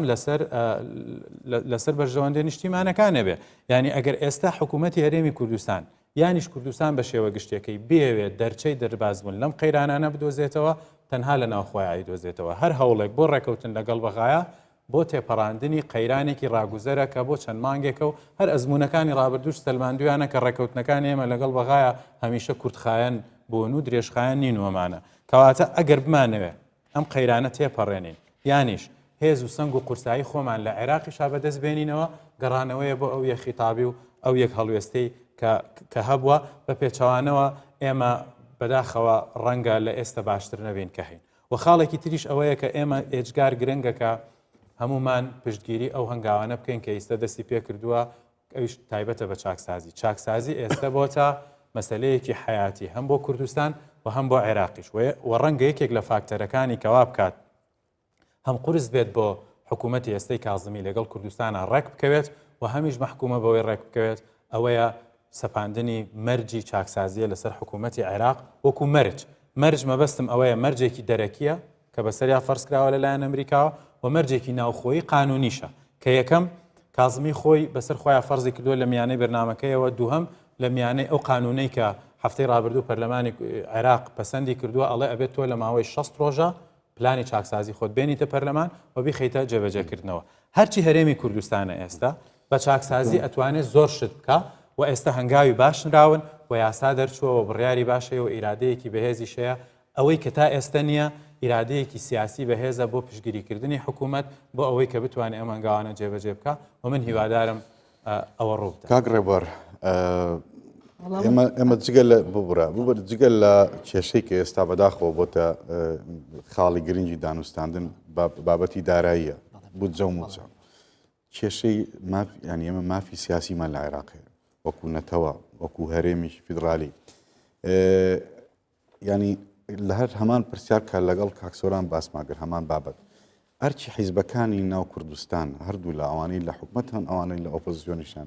ئەرکەکانیان چییە کە لەم کاتەیە ئەم دەستکەوتان ئەم ئێمە بینە حاڵەتی ئێمە بەتر مناقەشە و دانوستان سیاسیش بکەین لەگەڵ عێراق ئێمە ئێستا دانوستانم بۆتە بە دارایی بەس من لەو نقطەی حەزەکەم دەستی بکەم یانی چۆن هەستی نەتەوایەتی جادێککە وەختە بەداخەوە بەرەو کەڵبوون و کەرسین دەچێتەوە چۆن دووبارە وەستە دروستکەینەوە من دوو نمونە دێنمەوە لە تاکێکی ئەمریکی ئەو سەڵاتانەیەکەکەن لێت تۆ بۆ ئەمریکا خۆشەوێ مەثەن بۆ عەلەمی ئەمریکا لە هۆلیۆت لە هەموو شتێکەوە ئەلی ئەمریکا ئەمداتێ نیش ئەی دەمێ یعنی باسی اقتصادە بەرژەوەندیە لە تاکێکی فەڵەستینی کە سەدام بەتەوە کاتێوی کە ئیسرائیل سووتێنم تاکێکی فەڵەستینی بینەویت من مستعدم سەدام بە 99 ساڕۆخ بە فەڵەستین و بنێک ساڕۆخی بە ئیسرائیل بنێ هەر قەڵقڕە بڕازیت یان ئێستا لەتەواتێکە باسەکەم من حەزەکەم چینە قالبێکی تر چۆن تەصحیحی ئەم مەسارە بکەین لە بینی دەسەڵاتدار و ئۆپۆزیسیۆن لەسەرکردە سیاسی کوردستانیەکان من وا تەسەوڕەکەم لە ئەفلامەکانش داوای لێبور نەکەم لە سیاست و تۆزە بچین اقتصاد شۆ چونکە دوانن پێکۆ بەستراون ئەو فلیمە ئینانی کە بینی کابۆیانی کە بانقێکە دزن لە فەرەزەن گەندەڵی بێت چێبێ دوایی دابەشێکە نەگەیەکە دابەشن یەکتریە کوژن من وازان بەرژەوەندی اقتصادی دەورگرین فاکتەرێکی زۆر گرنگە بۆ نەتەوەیی و بۆ سیاسی شەردووکی ئەم حەز بە دەسەڵاتدارانە لەگەڵ ئۆپۆزوازام عاجزبوونێک لە بینیان هەیە ئەوانش نسمە منطقی ئەوانەوە جا چۆن بیرەکەن بۆیە پەرلەمانتارێک لە عێراقەوە لێوەرە کازمی کوردستان قوارەکەی مێلا ئەوە هەستەکە بەرژەوەندەکانی نەماوە لە کوردستان بەرژەوەندە اقتصادیەکان لە بین دوو قەوس ئەگە سەر بە حزبێکە یاخود خۆی ئەمە نقطەیەکە نقطەی دووە من مامۆستا سەلاحەدین لە مەجلیسی حکم مقترحێکی بە برێمەردا نازەمە کاتنە شکرایە وتی میزانیە تەخسیسکەن بۆ ئەحزاب لەبەر چی وتی بۆی نەچێ دەوڵەتە دراوسەکان پاری بداتێت با ئێران و تورکیا و عەرەبستان پارە نەداتە ئەحزاب بە عێراقیەکان ئەوە گەر کورتی کردن لە کوردستان کە کاتی خۆشی میزای بودجەیەکە بۆ ئەحزابەکان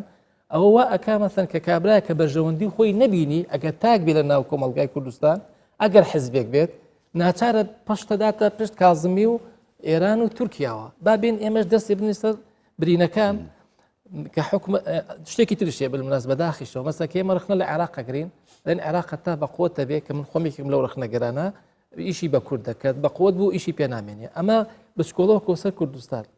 حەز بە دەسەڵاتدارەکان مەسن کە ئەوێ حکوومەت دروستکە پێویستی بە حزبەکانی ترێ پشگیری بکەن بە تایبەتی کە ئەم رخنەیە دایمە بیستینەوە لە کاتی ناخۆشیەکان باس حزبەکانەکەن ماگیانەکەن لە کاتی بەرژەوەندەکان و دابشکردنی کعکەکە ئاگالیان نامێن ئەمە رخنەیەکە بێ ئەمە هەردوو تەرەفە بێ ڕەچاو بکەین چونکە ڕەچاوی نەکەین چاک ناکێتەوە هەر با بلین کوردستانی نوەر بلین خۆشەویستی کوردستان و ئەبێ کوردستان بدات دەبێت تاکی کورد دەست بکە کە ئەوەی لە کوردستان دەستێکی زۆرتر لەوەی کە لە فورس و لە تورک و لە عەرەب هەمومانە هین هەمومانەوەیە ئەگەر کەعکێکت دەستکەوت تۆ قیچێکە هەمووی مەخۆت بەشێکی ترش بینەکان تر وای لەکەی مەجای لێگریتەوە کاتە رخنەکانە بێتە رخنەی کێبڕکەی ئاوادانکردنەوە کێبڕکەی اقتصاد ئەلێ وەڵی لەم حکوومەتە من گیرفانم گەرمترە چونکە خەڵک دوو شتی سەرەکیەوێک ڕاتبەکێ بێ و باسی اقتصاد دەکات دووەمیش باسی ئەمنیەتی خۆیەکە الحەمدلله کوردستان ئەمنیەتی تا ئێستاکە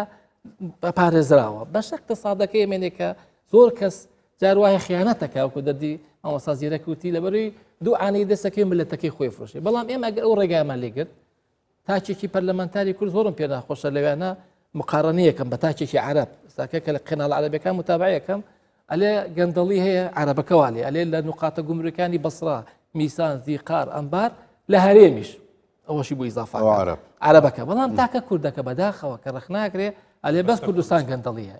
ئێ باشە تۆ 4 بەردیش لە من بدە بەڵام 15 بەردیش لە نەوتەکانی بەسرە بدە کە لە حەقلی مەجنون و ڕومێلە و تاکێکی کوردی تۆ لە پەرلەمانتاری چاوت کۆتە سەر کوردستان من سوپاس دەکەم خۆ تۆ یعنی یارمەتی مەدەیت بەڵام چاوێکش لەسەر ئەوان بێ کۆتاییشی حەزەکەم بۆی سەرتانەمی کرد لە ئەمریکا و دەوڵەتە پێشکەوتەکان دەوڵەت مەمنونە ئۆپۆزیسیۆنی بێ پارەیە داتێ لێوەرە عیبەکانم دەرکە بەشکم خۆم چاکۆکەم وازەمەم عەقلیەتە لاو ئێمە هێشتا نازز نەبووە ئەبێ حزبی حاکم مەمنون هەر حزبێک بێ کە خەلەکان ڕێکانی بۆ چاکات و سوپاسشی بکات و بێ زۆر دڵیشی گەورە بێت بەس نەچێتەوە قالبی خیانەتەوە ئیشکا بۆ دەوڵەتێکی تاکە سەرنج لە سەر قسەکانی جەنابەت ئەو بوو کە ینی هەندێک لەو پەرلەمانتارانە خۆ لە سواسیەوەی سیاسەتی حیزبەکەی خۆشیان ئەوە ناکەن ینی بۆ شتی شخصی خۆیان ئەیکەن ئەگەر بۆ نمونە گۆڕان لە حکوومەتی هەرێم یا لە پارتی تووڕە بێ هەموو پەرلەمانتارانی گۆڕان هەمان هەڵوێستیان هەبێت لە بەغدا شتێکی کێ بەڵام ئێستا ئەمە نییە ئێستا یەکێک هەیە یا دوو هەیە دژی هەرێمی کوردستان ئیشەکەن و گومانەکەش بە تەنێ لەسەرەوەی کە بەرژەوەندی تایبەتیان ئەگەرنا ئێستا حاڵی حازی خیتابی گۆڕان ئەوە نییە تۆ لە بەغداوە دژایەتی هەرێمی کوردستان بکەی بزوت نوێ گۆڕامەوەکو نمونەیە کاک زیرەک ئەو هەستەنەتەوەیە و ئەوەی کە ئێستا هەڵی بۆ ئەڵێن هەڵێن خەڵک ئێستا ئەوێرێ بە ئاشکرا بڵێ با قاواری هەرێمی کوردستان هەڵوەشێتەوە لە کوردستانی ژەژی و ڕەنگە عەرەبێک نەوێرێ قسێ بکە ئەمە ینی من ئەوەی من هەستی پێ یەکەم ڕەنگە 20 ساڵێک زیاتریش بێ بە بەرنامە دەوڵەتە داگیرکەرەکان و بە تایبەتی دراوسەکان ئیشی لێ یەکەن سەرەتا لە میدیاوە دەستیان پێکرد لە میدیاوە ئەم با بڵێن بەهیز نەزانینەی کورد تۆ چۆن تاکێکی کوردی وا لێ بکەی هیچ مێژوی کوردی لا هیچ نەبێ زمانی کوردی لا هیچ نەبێ کولتوری کوردی لا هیچ نەبێ شۆڕشەکانی کوردی لا هیچ نەبێ ئەمە بەرنمەیەکی زۆر ورد هاو بەداخەوە میدیا ڕۆڵێکی زۆری تیابینی ئێستا سۆسیال میدیا ئەم دەورابینێ زۆر هەندێک لە گروپ و حیزب و لایەنیش دەوریان تیابینی و بەداخەوەندێکیان بۆ تەواوەتی لە عازی با بڵێن دەستگا مخابراتەکانی وڵاتانی دراوسێ چووکە لەناو میدیای کوردیا ئیشی لەسەر کرا بە بەرنامە ینی بۆ نمونە ئێستا لەو شاری کە بڵێن بۆ نمە شاری سلێمانی ئێستا یەکێکە لە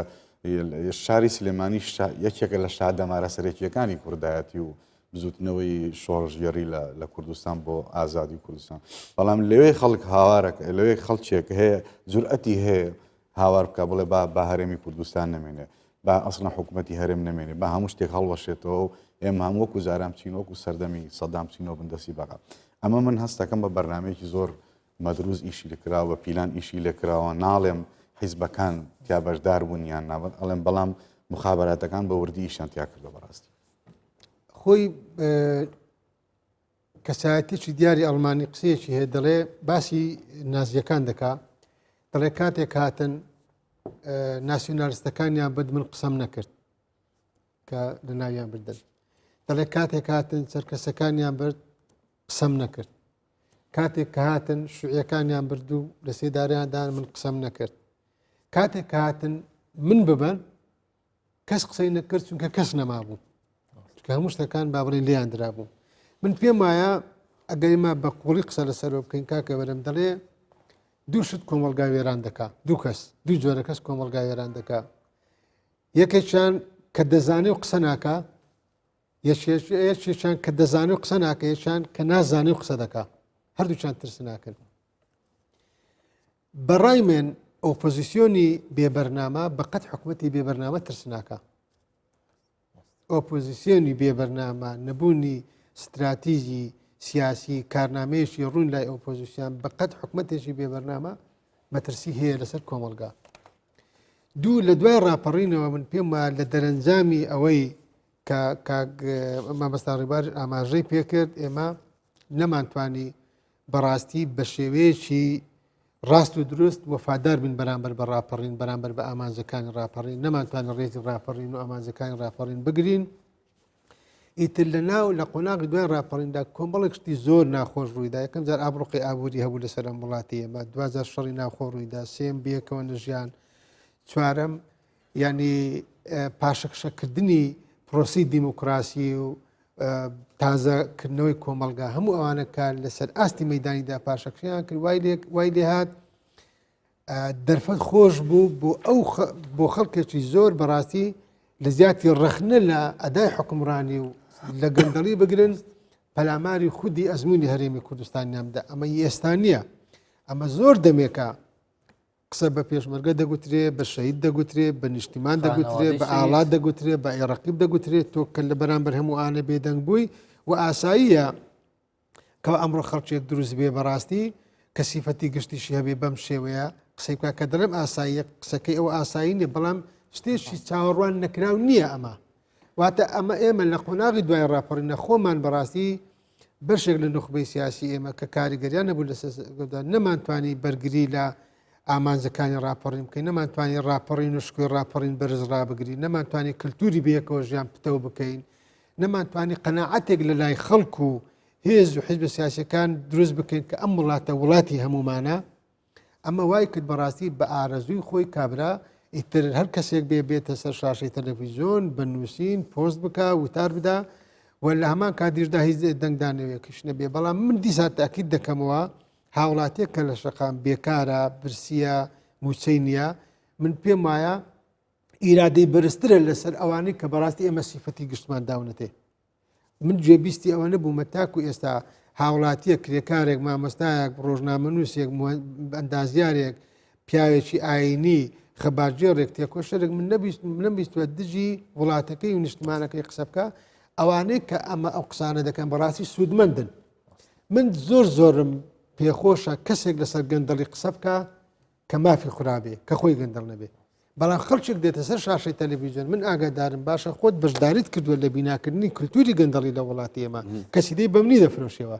لێ گەڕێ دەبا ڕخنە و ناڕزایی دەربڕین و خۆپیشاندان بۆ ئەو کەسانە بێ کە مافیان پێشێل کراوە نەک تۆ بڕۆی لە پێشەوەی خەڵک بڕۆی بەڵام بخۆشت بەشداریت کردووە لە بیناکردنی گەندەڵی لە وڵاتی بەڕاستی خۆتەوە کاری گەورەی بوونی گەندەڵیت یەکی دوو خولەکێک بۆ کاک ڕێبوار و بۆ دکتۆر سۆران ئەگەر لە دوو خولەک بیبڕێنەوە ئەچکە کاتەکە هەر ئەوەندەماوە من ئەمەوێت دوا قسەی خۆم ئەوە بێ کە ئێمە لەوە تێگەین کە بەرپرسیارەتی ئەخلاقی بەرپرسیارەتی یاسایی و سیاسی و ئیداری حکوومەتی هەرێمی کوردستانە کە لەم قۆناغەیە دەستەبەری سەلامەتی و تەندروستی و ماف و گوزەرانی خەڵکی خۆی بکە بەڵام لەوە گرنگتر ئەوەیە کە ئیرادە و ویست و ئامانجی ئەم خەڵکە بپارێزێ ئەوە لەوە گرنگترە و لەوە شتەیەگەین کە حکوومەتی هەرێمی کوردستان ئێستا لە گیرۆدەی چەندین قەیرانی هەمەجۆر بۆتەوە ئەم قەیرانانە ڕەنگە چارەسەرەکەی بەداخەوە بێ کە تووشی سازشی گەورەی بکە و ئەم سازشکردن و تەنازولانش لە پرۆسەی سیاسی و ڕێکەوتنە شتێکی ئاسایین بەتایبەت ئەگەر بۆ ئیدارەدانی شتێکی مەرحەلیش بێ گرنگ ئەوەیە پاراستنی ئیرادەی ئەم گەلەیە ئەمە بەرپرسیارەتی حکوومەت هێرێمی کوردستانە کە ئەبێ بە هەرچی لە بەردەستایەتی ئەمە بپارێزێ و خاڵێکی تریش من هەر پەیوەندی بە سازشەوە ئەەکەم ئەگەر ئێمە ئاسایی بێ بۆ تێپەڕاندنی ئەم قۆناغا سازش بەرامبەر بە بەغا بکەین بۆ ئەوەی لەگەڵیان ڕێکەوین چونکە سازشکردنی دانوستاندن شتێکی ئاساییە بەڵام بۆ ناوخۆی خۆمان ڕەنگە پێویستمان بە سازشی ئاسانتر هەبێ کە لە ئێستا لەمپەر هەیە بۆ ئەو سازشانە بەڵام من پێم وانییە سازشکردنی سیاسی لە ناوخۆی خۆمانە بۆ دروستکردنەوەی هەوێنی یەکڕێزی و یەخیتابی نیشتیمانی بە هیچ شێوەیە بۆ سازش حسابنیەوە من هیوادارم حیزب و لایەنە سیاسی کوردستانەکان ئەم ئەقڵیەتە بە بیری خۆیان بێننەوە و بۆ میکانیزمەکە لەگەڵێکا بکەن چونکە دروستکردنەوەی یەک هەڵوێستی و یەخیتابی نیشتیمانی دووبارەیەکەمەوە نەک حیزبی و سیاسی لە ئێستا دەرچەی ڕزگاربوون و پاراستنی کوردستان من تەکمیلی ئەوەی تۆکەم ئێمە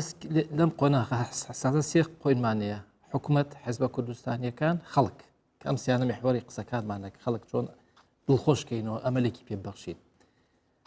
حکوومەت لەبەری کەمترین سازش بکە بەرامبەر حکوومەتی عێراقی احتیما دەکاتە سەر حیزبەکان و سەر گەلەکات چەندێک گەل و حیزبەکان لەگەڵی بن ئەوەنە ڕێژەی سازشکردنەکەی کەم بێتەوە خەڵک بەگشتی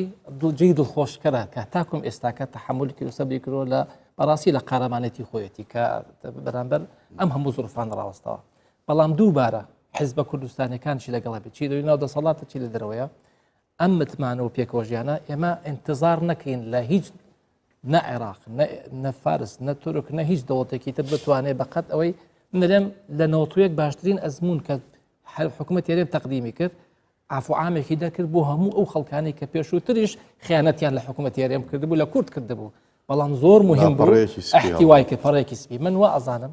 خراپترین تاکی ئەم کوردە ئێمە سازشی بۆ بکەین تەنازولی بۆ بکەین چی ئێوە بیدەینێ زۆر باشترە کە بچین سازش بۆی کێ بکەین کە ئەسڵەن اعتبار بۆ سازشکردانانە جا لە بەرەوم ئاشتبوونەوەی ئەم هەنگاوەی تازەی کە حیزبە کوردستانیەکانێکی بۆ هەنگاوە ئەوانش مطمئین کەیتەوە دووبارەیەکەمەوە ئەم حیزبانە بۆچی جار وایە دوو هەڵوێستی وەرەگرن ئەلێ من لە کاتی ئەمە بەیەک دقیقەیەکە نوکتەیەکە لە تازە کلاشینکۆڤ دەرچبوو کابراایەکی پێشمەگەویت ئیلا ئەیکەم ئەم ئیشەدا چەندێ ڕفاق هەڵادەکتێ باوە میکرد دوایی ناتەوی دەسیتەوە وتی نا ئەمە زانم کە کردەوە بەجووی کەسی نەکرد تەبعاً دوایی نەیزایمی بەسێتەوە وتی وەرەوە بە عەقڵی جەماعی چاکیکەینەوە یعنی ئێمە شتێک نەدەین دوای داوا بکەین چاکیکەینەوە دووبارە ئێتمێنانێ بەو حیزبانە بدرێت کە بۆ چوونێکی ترشیانێ بلێ کاکە تۆ بەشدارمی لە خۆشی و ناخۆشی ئێستاکە ڕاستەوەکو عێراقت لێ ناکەم بۆی پشتم بگیت و لەگەڵ عێراقا دوای ئەوەش تۆ کە مطمئینت کردەوە زانی ئەویش هەستی نەتەوەیەتی هەستی بەشداربوونی لە قەراری سیاسی وابزانام زیاتر ئەبێت و پشتێکی بەخۆتی شێبێ و ئازانم ڕیفراندۆمیش باشترین ئەزمون بوو کە هەموو حیزبە کوردستانێکە ڕاستە دوایەوە ڕخنایەگرت بەڵامەوەی پشتیان کرد چووکە هەستە دەتەوێتەکان نیو دقە فەرموو من پێمە هەر کەسێک بێوێ هەر حیزبێک بێوێ ئایندە و ئێستا و ئایندە بباتەوە دەبێت قەنەعاتیش بە گەلی کوردستان بکە کە نوێنەری ئەوە و نوێنەراتیکردنی گەلی کوردستان دەکرێت بە بەرگریکردن لە مافەکانی ئەو هیوادارم لە دڵەوە ململانەی حیزبایەتی لە هەرێمی کوردستان لە ململانەیەکی ڕوتی حیزبایەتی ببێتە ململانەیەک لەسەر بەرگریکردن لە قواری هەرێمی کوردستان و مافەکانی گەلی کوردستان و موسە و ژیان و گوزەرانی خەڵکی کوردستان. دەست و دەمی هەموو لایە خۆش بەڕێزان هەموو لەسەر ئەو کۆک بووین پەیامە گرنگەکە ئەوەیە کە سازشکردن بۆ خۆمان ڕێکەوتن لە ناو خۆمانە زۆر گرنگترە لەوەی ئێمە سازش بۆ دوژمنان و داگیرکەران بکەین بە ڕێکەوتن هیوادارین ئەم گفتوگویانەی نێوان حیزبەکانی کوردستان بەردەوام بێ و بگاتە ڕێکەوتن و بگاتە بەهێزبوون و یەکدەنگی و یەکڕیزی بۆ ئەوەی کە ئێمە چەند یەک بین و چەند بەهێز بین بێگومان هەڕەشە دەرەکیەکان بێهێزترە بن لە ئاست هەرێمی کوردستان. هیوادارین هەموو حیزبەکان هەموو کۆمەڵگەی کوردستانی پشتیوانی پرۆژەی چاکسازی بن چونکە چاکسازی بەشێکی زۆر لەم کێشانی ئێستا بەشێکی بەرچاو لەم کێشانی ئێستا چارەسەرەکە. هیوادارین هەموو حیزبەکان لە خەمی ئەوەیە بن کە هاوڵاتی کوردستانی چیتر لەم بێئومێدیە نەژێنن تروسکاییەکی هیوای بە دروست بکەنەوە تا ئەڵقەیەکی تر خواتان لەگەڵ و بەخواتان ئەسپێن.